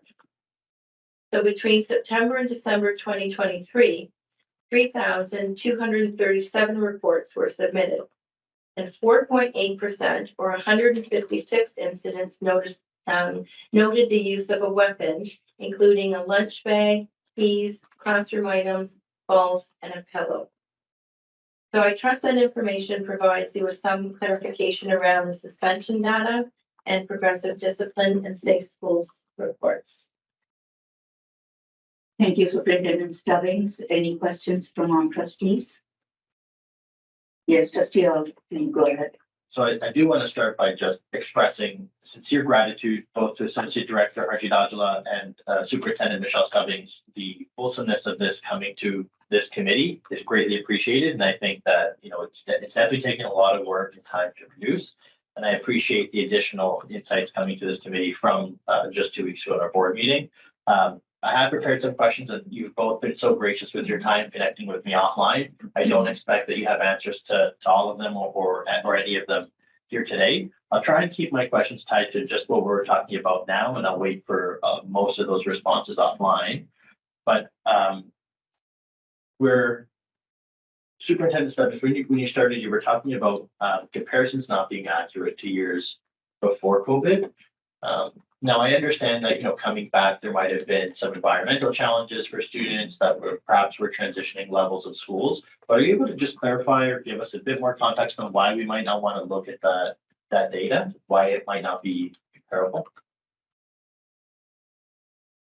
Thank you for the question, and through you, Chair. Again, I'm going to say that there was no system-wide framework or tools or policy available to guide the decisions of principals. And so, 259 schools, principals could make decisions quite independently. Since the policy 48, since the principal's analysis of incident report, the way in which we characterize behavior, we're really clear about a framework and the use of tools to ensure that we are absolutely in alignment with the EDAC, the Ministry directives and board policies and procedures. So leave it at that. Yeah, thank you, through you, Chair. So if I'm understanding, we're saying that because there was no framework, one would imagine, I don't want to assume, so that's why I'm just asking for the clarity. So because there was no framework, I would assume that that data was a lot higher and it would be a lot lower now that we've got the framework for them to reference. Thank you for the question, through you, Chair. I feel like we're kind of comparing apples and oranges. And so we have a system now that's very tight, that's very prescriptive, that's very procedural, whereas previously we did not. And so again, we've been clear in our training that, for example, for an incident under Section 310 of the Ed Act, a principal must suspend pending an investigation. So, I think there are many factors that make the data difficult to compare. Okay, I think I understand. I don't want to belabor the point, so I'll move on and I'll take some follow-up to that offline. Looking at the charts titled Elementary School Suspensions, we can observe numbers recorded from September to December for 22 and 23. And in the subsequent graph titled Secondary School Suspensions, there's also data for both of those time periods. But when we look at the expulsions, there's none. And we see quite the jump for suspension. So I'm just wondering, do we have the data for the whole school year that maybe we can, and again, not at this committee meeting, I don't expect that we'll have it offhand, but perhaps at a later date, can the trustees get the full scope of what that would look like for the year? Full scope of expulsions for 22 to 23, full scope of suspensions for 22 to 23, would that be reasonable? And thank you for that question, through you, Chair. We do have that information. I just don't have it in a month-by-month breakdown. And so it's easier to compare, I think, for easier for comparison purposes. But I do have some information in terms of your questions that I'm happy to answer. So with the suspensions that are found on the chart on page 3, it's important to note that approximately 70% of the suspensions are for 3 days or less. And I don't want to say that, a 3-day suspension is not significant. Every suspension is serious, but not all suspensions meet the threshold for 20 days. Approximately 70% of those suspensions fall under the Section 306 category, and less than 10% of suspensions under Section 310 are a result of an assault that required medical treatment. And so obviously, for privacy reasons, we can't report numbers 10 or below in public. So I would say that does help contextualize this quite a bit. But do you think at a later date, we could see the total number? Doesn't have to be month by month, but just total number of expulsions, total number of suspensions. So thank you so much, Trustee Alves, through you, Chair. So this is a semi-annual report that we'll be bringing forward. So as we look ahead at providing a more fulsome capture, if you will, in June, that will be something that Superintendent Stubbings and I take away. Yeah, that would be great. Thank you very much. And through you, Chair, I'm sure my colleagues have a lot of the same questions, so I'll ask one more question and I'll cede my time to others. In the report under the employee workplace violence section, the chart illustrates, what would be a significant increase of violence towards staff. We talked about it not being clear, when it comes to the types of violence. So 2-part question. Are we able to see a bit more of a specific kind of breakdown? And Superintendent Stubbings, you alluded to it in the beginning when you were going through this, when you were talking about, you clarified weapons used and some of those definitions being a lunchbox, marbles, to just help illustrate what that definition meant. And I think that was quite helpful. But do you think we could see kind of a breakdown there maybe a little bit more information. Maybe in that clarification, we can see the types of violence indicated by recorded numbers.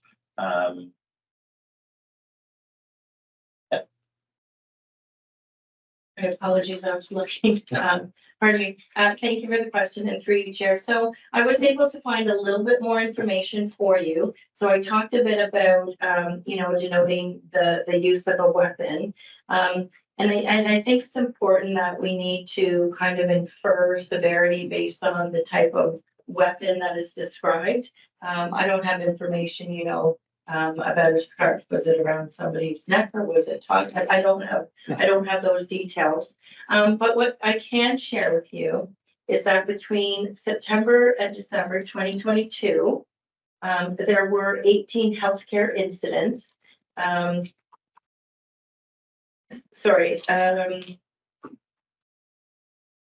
were 18 healthcare incidents and 33 incidents resulted in lost time. And so that makes up 0.02% of all reports submitted. This year, between September and December 2023, there were 27 healthcare incidents and 55 incidents that resulted in lost time. And that is a 0.025% of all reports submitted. I can't comment really as to the nature or the severity of the injury or the type of post-incident care received, as that would be protected by AP HIPAA, but that gives you a little bit more information. Thank you. Just thank you very much for that clarification. I really appreciate that. And I can see, a small increase, but quite a small increase indeed. I think you've done a brilliant job at bringing additional clarification to myself and members of the committee and those listening in online. I'd be comfortable taking the remainder of my questions offline, but again, just deeply want to express my sincere gratitude for your time and your attention. You both reached out to me, and I expressed this offline. Even after hours, you sent me an email, which I don't recommend, but I'm deeply grateful. Thank you very much. Thank you, Trustee Alves. So next we have Trustee McDonald and then followed by Trustee Promoli. Thank you, through you, Chair. And I'd just like to express my gratitude for this report and the opportunity to dig a little deeper, because I have a lot of concerns and I'm getting a lot of feedback from community members that are also concerned. And as a trustee, we represent the community, and I think it's important that the board and the community work together to solve issues. And if kids are being suspended for the right reasons, I don't think we should really be more concerned if the number is going up, as long as we are suspending kids for the right reasons, and as long as there doesn't appear to be any one racialized group that appears to be targeted or disproportionately expelled. So when my first question is, when an appeal, so first of all, I ask, is every expulsion that happens in the board appealed? Thank you for the question. Through you, Chair. Just trying to think, no, not every expulsion has been appealed. Okay, thank you. And out of curiosity, so I noticed, for example, for the expulsions, it only goes for September to December. And I know Trustee Alves asked the question, but I wasn't sure as to the answer why the data didn't go from, say, January to December. Because as someone who was chairing, for example, discipline during that time period, whilst from September to December, the numbers were below 10. If you look at the entire from January to December, the numbers were way, way above 10. So I'm not sure why and the same thing again happened for the year 2022. So, and just by going and I tallied going through all the minutes of the meeting, just tallying it, So I'm just wondering, what was the thinking or the rationale to just going from September to December as opposed to January to December? Thank you, Trustee McDonald. Thank you for the question. So I'm trying to provide as current and updated as possible. So, I only have the data from, starting the school year, September to December 2023. And so I compared it for the school year, September to December of the previous school year. And, when we have updated information in D22, I can provide more updated information.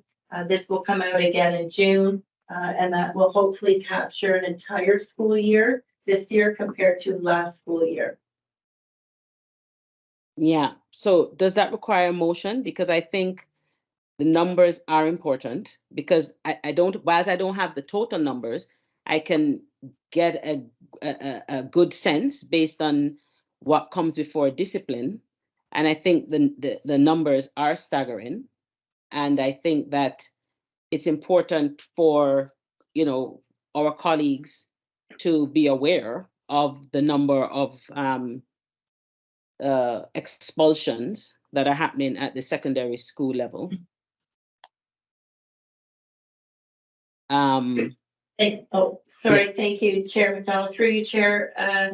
A motion's not needed. I'll be bringing that data back to the board. Okay, thank you.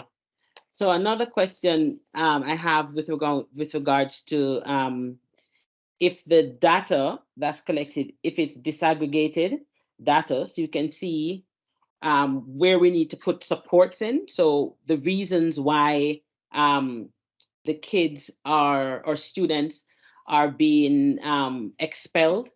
And I say that because, like, if you look at the Education Act, it states that the principal shall suspend based on various things. So, for example, like possessing a weapon, causing or threatening bodily harm, and the list goes on. So there are certain things that the principal really doesn't have much discretion in terms of an expulsion. And I was just wondering, are we looking to see the reasoning, disaggregating the data to see the reasoning behind these expulsions or greater than 20-day suspensions, and what supports are needed? Thank you, Chair. Thank you, Trustee McDonald, through you, Chair. So if I understand correctly, when a student is expelled, there are significant supports available to them at Fresh Start. We have psychologists, social workers, child and youth workers, teachers who really work with students on an individual and frankly a group basis to help students understand, their choices, their actions, and strategies to ensure that they don't engage in those types of activities. An expulsion is difficult, but it is, it's not the end of an academic pathway for a student. So really supports are in place so that student can return to his or her education and be, socially, academically successful. Okay, thank you for that. Because I'm really concerned as when I look at, say, pre-COVID, and when reports would come to the board, we typically would have sometimes no expulsions in a year or single digits. And then I'm looking at significant numbers, and I can only report on what I have seen on discipline. And, it's way more significant than 10. And I think that, it's important to really dig deep as to the supports in place. A question I have with regards to if you have multiple suspension, do we have the capacity at a board level now to deal with, for example, if we had 5 students being suspended at the same time? Thank you, Trustee McDonald, and through you, Chair. We have capacity at Fresh Start to house lots of students. And we also have some flexibility. So, you know, if we have a program that's not full, we can move staff around so that they can support students. But we are being quite successful really in addressing students' academic and social emotional needs at the Fresh Start program for multiple suspensions. For multiple students who are suspended at a time, yes. It makes it a little tight sometimes in the program, but we have had some success. I think it's also important to note that we have very few students who are suspended repeatedly. Okay, very few, you said. Okay. And you had mentioned in your comments that you're talking about negative school behavior and trying to understand what students are saying to us and try to eliminate the behavior. But when it comes to violence, like real brutal attack of other students, as a board, right? So when they're in Fresh Start, do you have adequate supports to deal with students like that? Thank you, Trustee, and through you, Chair. I would say yes. I think we've had some incredible success stories in Fresh Start for with students who have engaged in some egregious behavior. I've heard students express responsibility for their actions, significant remorse, and really understand what they need to do in order to avoid another conflict of that, or you know, they're simply no longer interested in engaging in that type of behavior. So I'm really proud of, again, you know, the CYWs, the social work, the psychologists, the teachers, the team that wraps around these youngsters and helps them, again, own the behavior and make different choices in the future. Thank you. And my final question is with regards to, you had mentioned in the report about training, and you said, I think you said there was some professional development happening on February the 18th, or no, not the 18th, like soon, I think.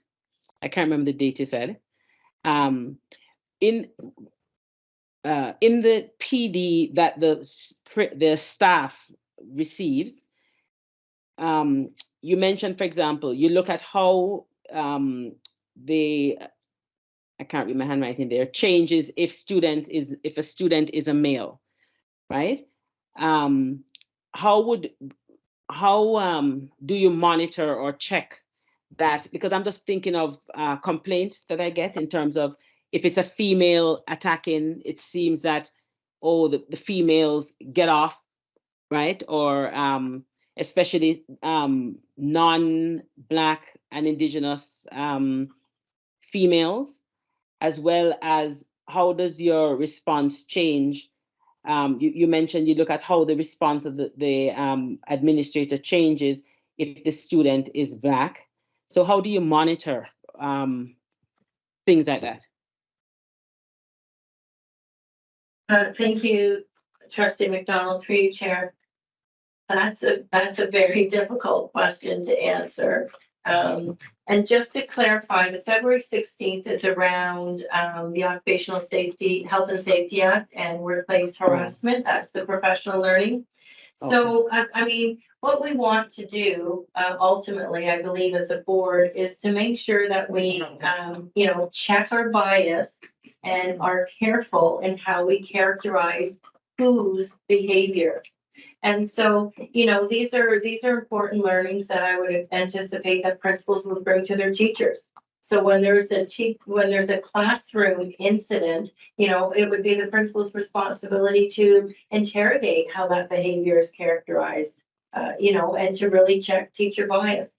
In terms of principals, monitoring principals outside of suspensions and expulsions and the tools that we have, it would be conversations with field superintendents, talking about things that are happening, speaking with parents. Parents may say, my child was described as this and that, but that's not really accurate. So, monitoring that, my best answer would be fairly informal and through conversations, regular conversations with families and field superintendents. Okay, thank you very much. And actually, sorry, I forgot I had one other question with staff. And how do we protect staff, especially in the face of violent confrontation or when they are threatened by students? What supports do we have for staff that like serious, threats are made against our staff? Thank you, Trustee McDonald, and through you, Chair. So again, if a staff member is threatened, a principal absolutely would have to conduct an investigation. And pending the outcome of that investigation, an outcome would be determined. And so, it could be a suspension if it's a significant threat. And if we feel, for example, the student would have the means and the ability to carry that out, that could be an expulsion. There are safety plans that we can put in place for staff.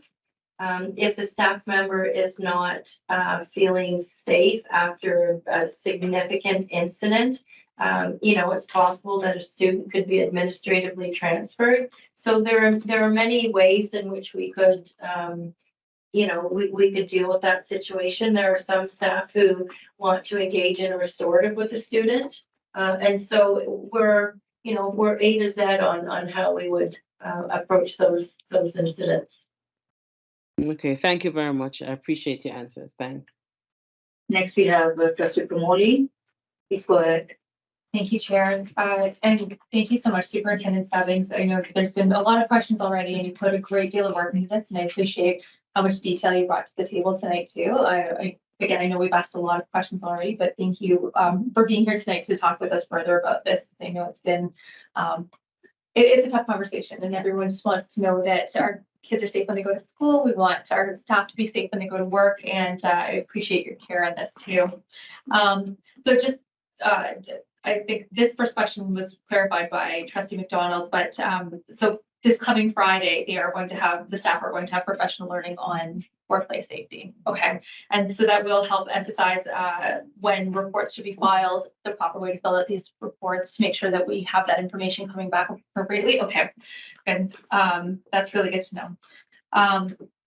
I did also want to agree with Trustee McDonald that we absolutely should be suspending and expelling when appropriate. So while it's not on its own alarming to see high numbers of suspensions and expulsions, I think what is challenging is to see how much it's rising to, right? Because those do represent that we are having greater challenges right now. So I think that is the concern. So we don't want to see those numbers come down if they're not appropriate. We do want to make sure that discipline is happening when discipline is needed. But I think there is some legitimate concern if things are not going as safely in our schools as we would like to see them. And I did appreciate the further clarity that you brought about some of the incidents of violence. So some of those details were helpful. Sorry, I'm just talking here, but I've got a whole page of questions, but some of them were getting answered. So good questions, everybody. Hold on, let me just find a place where we have not already answered the question. Okay, so one of the things, and we did talk about this in the board meeting, but we did see a significant increase in numbers from the staff reports year over year. And you mentioned that one incident could produce many reports or duplicate reports. Is there a way in our system that we can eliminate those duplicates, or like there's no way that we can kind of sift those out? Because if it's the same set of staff who understand the same way to report things year over year, it still to me looks like we're seeing a significant increase year over year. So we would assume that allowing for a system that could create duplicates of the same incident or multiple reports of the same incident, that this would still be representative of a significant increase. Is that a fair assumption? Thank you for the question. I'm just going to back up a little bit and through you, Chair. So under the employee workplace violence incident reports, every employee has a duty to report. And so, you know, you can't delegate that duty to somebody else. So you see something happen, everybody who's witness to that must file a report, and that's why we can have multiple reports for one incident. Sorry, and the second part of that? Oh, but would it still be fair to assume that with the significant increase year over year, that still represents an increase in incidents? We can, because if we're looking at 2466 versus 1739, that's unlikely that it's just that there's that many more people reporting the same incident, correct? We should assume that there is a trend. Or maybe could assume that there's. We could, I'm sorry, I'm not sure I can answer that question. I would have to go back a little bit. Okay. And do a little digging around that. I mean, we could assume, but I'm not really comfortable saying that right now. No, that's fair. Are there ways that we can, sorry, through you, Chair, that we can better, I don't want to say catalog, but categorize the incidents that are coming in so we have a better understanding of the overall trends of issues that we are seeing. So for example, when we're at finance and planning and building, I never get that committee name right, even though I've been on it for over a year. When we're at that meeting and we get our reports on vandalism, it is broken down into categories. We can see, okay, well, if there's been this incident, it cost this much to fix, it falls into this category. We do keep track of these things this way. Are there ways that we could be doing that in terms of the safety of our staff and students so that we have a better idea of what the real picture of the situation in our schools is, and so that we understand the scope of the issue in a way that we can better understand it and then hopefully better address it?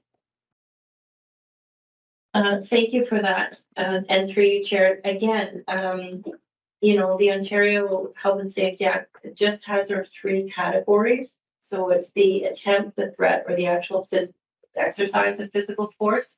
But I could, you know, I could do a little bit more digging so that it's even more clear. So we talked about, you know, the types of weapons, but again, I don't know, you know, furniture could be a significant weapon, right? And so we talked about the number that requires time lost. And I can look at the types of reports that we could generate and see if I can bring some information forward. I'm happy to do that. That would be really helpful. Thank you. I don't want to take up too much time, but I feel like I did have something else I wanted to clarify here, and then I can also take things offline. Yes, I did. One of the things that we talked about in the board meeting, and I think is relevant to this, but didn't come through in the reports here. One of the key things that we are hoping to see through this work is an elimination in the disparities, but that isn't something that we're seeing in a meaningful way yet. So while we are seeing some progress for Black students, we're not seeing that for Indigenous students. Actually, there's been somewhat of an increase over time. And then it seems fairly stable in terms of numbers for other students. How are we moving forward on this? Because I think this is really important that we recognize that this is a key part of the work, is to make sure that we are addressing these disparities. And it is concerning that we're still sort of at this point. And this is not me sort of pointing fingers or assigning blame. That's not what I'm doing. I'm just asking, where are we going? And I know that's a big question, I'm sorry. But where are we going, and how are we going to get to a point where we are starting to see more progress on those numbers? Because I do think that is something we need to be making sure that we're addressing clearly. Thank you for that question. And through you, Chair, you know, I of course we want to eliminate racial disproportionalities and suspensions, especially for Black and Indigenous students. And I would say really it's a collective responsibility of the entire board. So in the Safe and Caring Schools Department, we've got the policy, we have our tools, we have you know, frameworks, we're interrogating bias, we're notifying and consulting superintendents. And so those are really important pieces. We also talk about learning environments and the value of relationships and you know, having every staff member develop this ethic of care for Black children and Indigenous children. How do we make people care for children is, you know, it's a challenge. And then we have, you know, another prong to this is about, the types of instruction and programming that we provide, and having high expectations for students, and and high expectations, frankly, for teacher practice. We want our students to be engaged in their classrooms. We want them to be loving school and loving their assignments. We don't want them walking the halls. We don't want them absent from schools. And so, it's really a collective responsibility. But if we rely on our tools, rely on the Black Student Success Strategy, continue training, continue learning, talk about students and families' human rights. I'm hopeful, like I have to be, that we're going to reduce these disproportionalities. And, the more that we talk about it and come up with ideas and strategies and suggestions that we can put in place, the more effective that we will be. Okay. I see my colleague trustee McDonald has her hand up, and I'd like to hear her. I know she's already spoken, but if it's okay to go back to her, I'd like to hear her thoughts also. So, but I really thank you so much, Superintendent Stubbings, and I appreciate the time that you've taken. Trustee Alves was first, so Trustee McDonald, you have to wait. No worries. So let's have Trustee Alves on floor. No problem for mine. So I actually just have one more question. So I think, we've discussed all of the things that we have in place to reduce disparities in the data that we're getting. And, to some extent, a person will do what they do when they do it, despite support, intervention, conversation, progressive support. Just from looking at this holistically, high level, is there a point where we'll know, I understand we're still early days and we have the, semi-annual reviews and the conversations that we're having now. At some point, will we look back and say yeah, this is working, we're moving well, or no, and we need to re-engage, perhaps our partners in the province to look at something new. Do we know? And I totally don't expect you to have this, yes, Lucas, I have the date, it's this date. I don't think we could identify it that way, but I'm just curious if, as we're having this conversation, eventually, holistically, we look at this and say, what, something might be missing. We're doing all of these great things. We're still seeing this gap. Do we have that?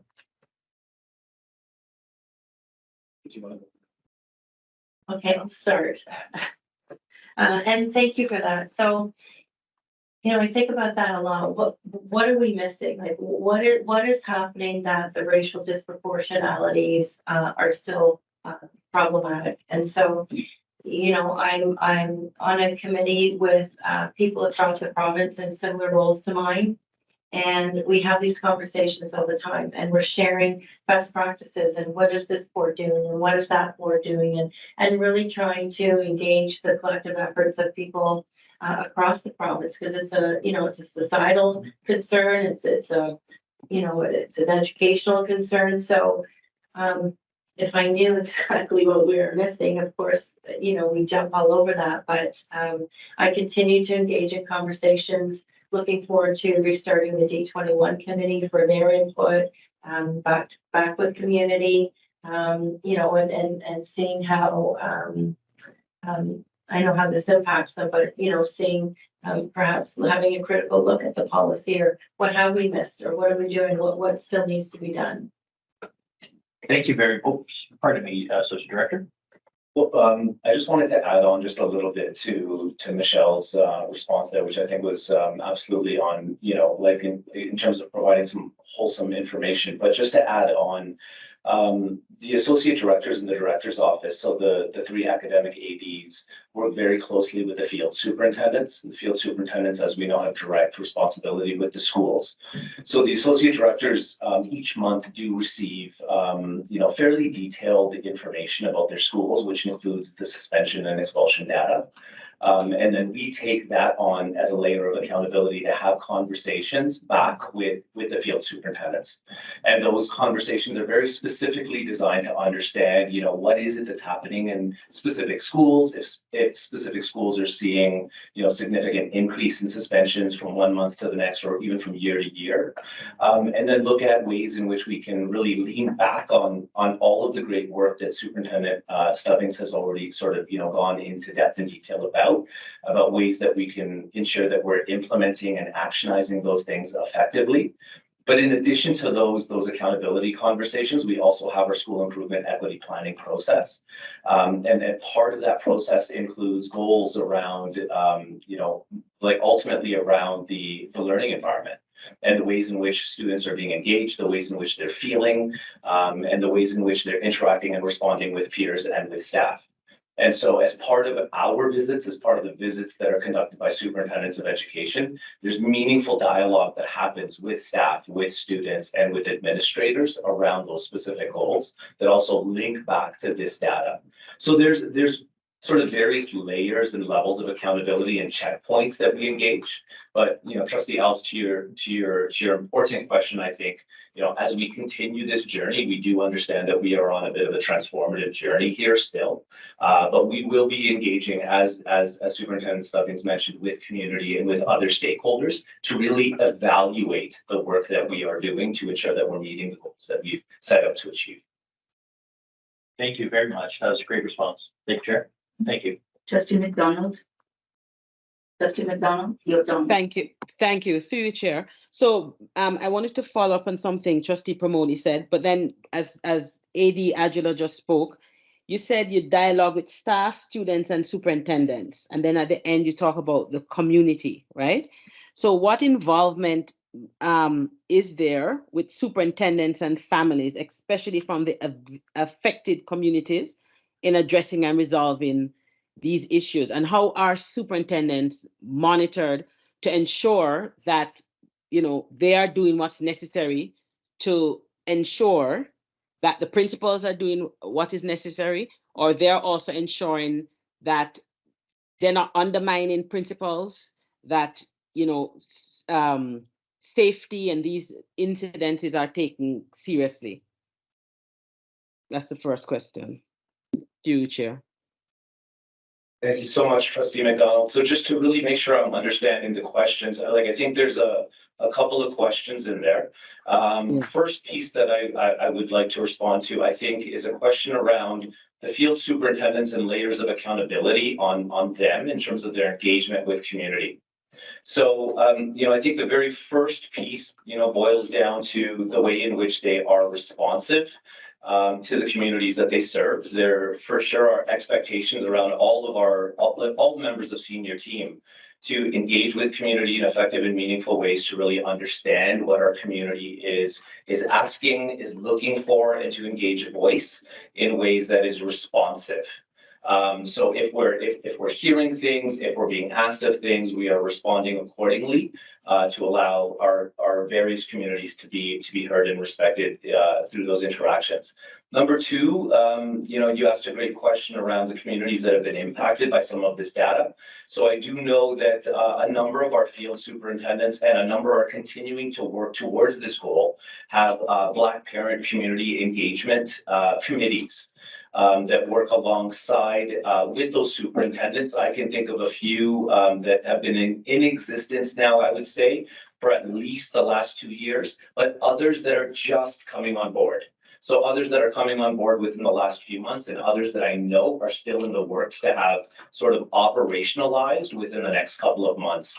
And the ultimate purpose of those Black parent advisory groups is to provide direct feedback, counsel, strategies and ideas directly to the field superintendents and to the administrators in those areas around what's working, what's not working, what they would hope to see in their schools.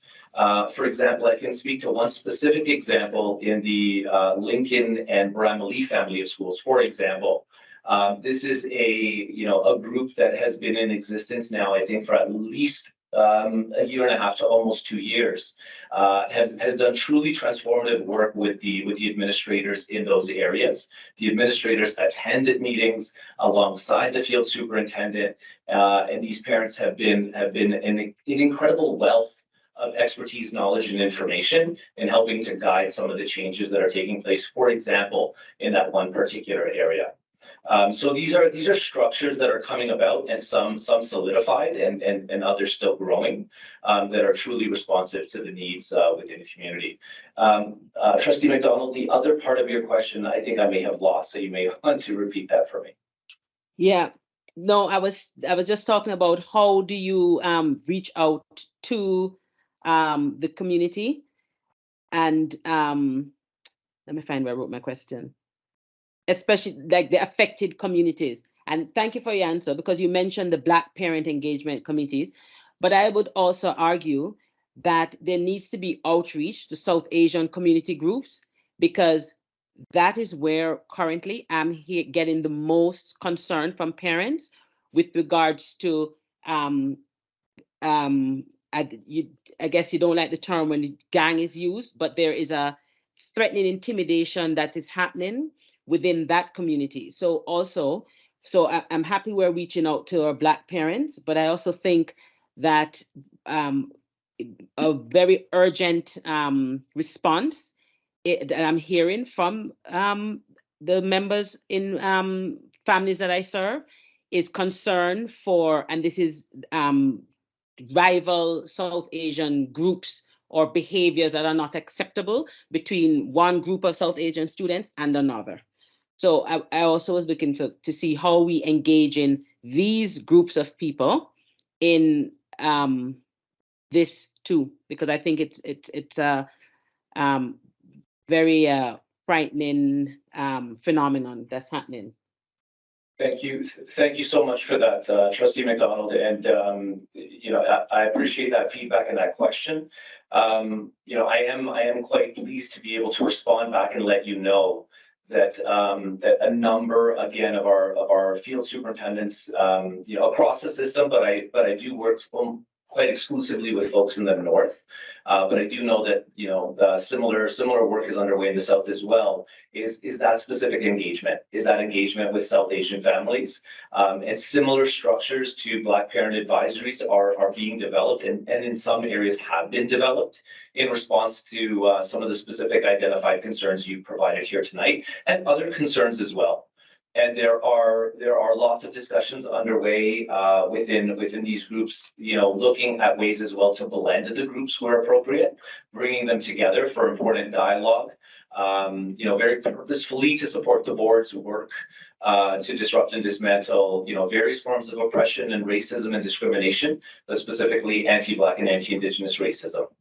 So there's various facets to the work that you've identified that fortunately is already underway. Okay, thank you for that.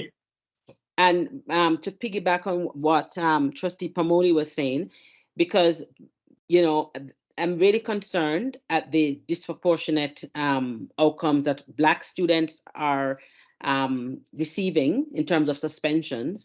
And when I look at the concerns that community members are bringing towards me, it is not against Black students.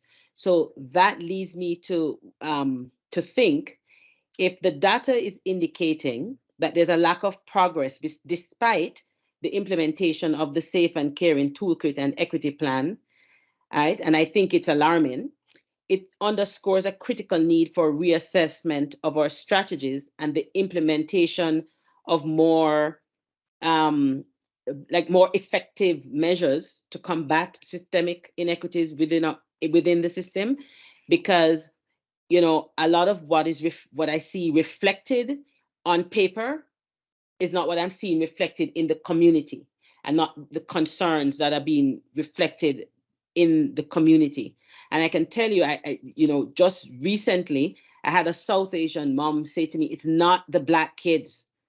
And this is coming from a South Asian lady, but when you read this report, where Black kids are suspended 2.2 times. And I feel like we're right back to where we started before the whole ministry review, right? Because, there is a little Black boy who is in a medical school right now that told you supposed to be a criminal, right? And if nothing is changing for Black students, I think we really have to reassess what is happening, and even look at, say, police involvement with Black students.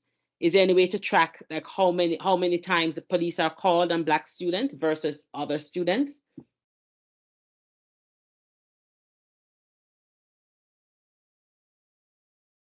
Hello?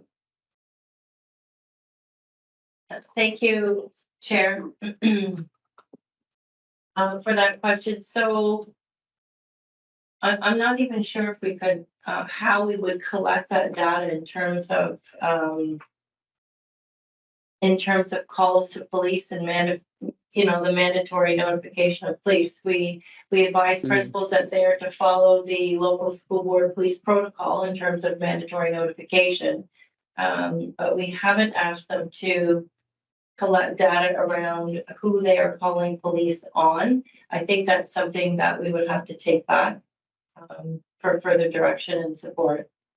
Yeah, if you could find the frequency of it, the reasons why the police are called on students, particularly Black and Indigenous students. And it's really frustrating to feel that, after so many years, our Black kids are still being targeted, is the word I would use, right? And, it's really disheartening, especially me being a mother with 4 Black kids. It's yeah. Anyway, thank you very much. Thank you, Trustee McDonald, and thank you, Superintendent Stubbings. Do we have any more questions? So I just want to make one comment and thank you for the explanation on progressive discipline. And from my interactions with the principals, sometimes I find that the principals also can get very frustrated when parents turn around and say, I don't care. So I just want to know that as part of the progressive discipline process, do you have any discussions where parents are also involved when, there is a kind of maybe a violent incident? Thank you, Chair. So, principals should be partnering with parents at all steps of the disciplinary processes, regardless of whether we're talking about a suspension or not, right? And so, progressive supports in place. We have student review meetings where we should be speaking with parents about their child's behavior, perhaps what are some of the triggers, what are the antecedents to that behavior, what strategies work, does the child need a safety plan, does the child need a positive behavior intervention plan, all of those pieces. So, of course we rely on parents, they know their child best, and there should be, constant and frequent dialogue with parents about their children in classrooms. Thank you. And one more comment. We had on page 2, the definition of violent incidents, and you have given us a lot of examples of weapons, firearms, physical assault, etc., and hate and bias motivated activity. But I just want to ask you, in the post-COVID situation where everybody coming from, and from the youngest to the oldest, can get angry for no reason at all, and then they can, use a language which is not appropriate. So can you include verbal assault in this, or is it because sometimes some of the language used by our students is not appropriate. It can be very harming, and hurtful. I don't want a response. I'm just making a comment. Thank you. So I think that's all. We had a wonderful discussion, very meaningful, and hopefully we'll have a very fulsome report when it comes. So this 7.5 was an update coming from our board meeting. So can I ask Trustee Alves to put it on the floor, and Trustee Promoli to second, and all in favor? It's approved. And we go on to the next item on the agenda, that is number 8, communications. Anybody? Do we have anything on communications? Okay, seeing none. Number 9 is trustee motions for considerations. I see none. Number 10, trustee notices of motion. I see none. And who wants to put number 11 on the floor? Thank you, Trustee Promoli, and thank you, Trustee Alves. We are adjourned.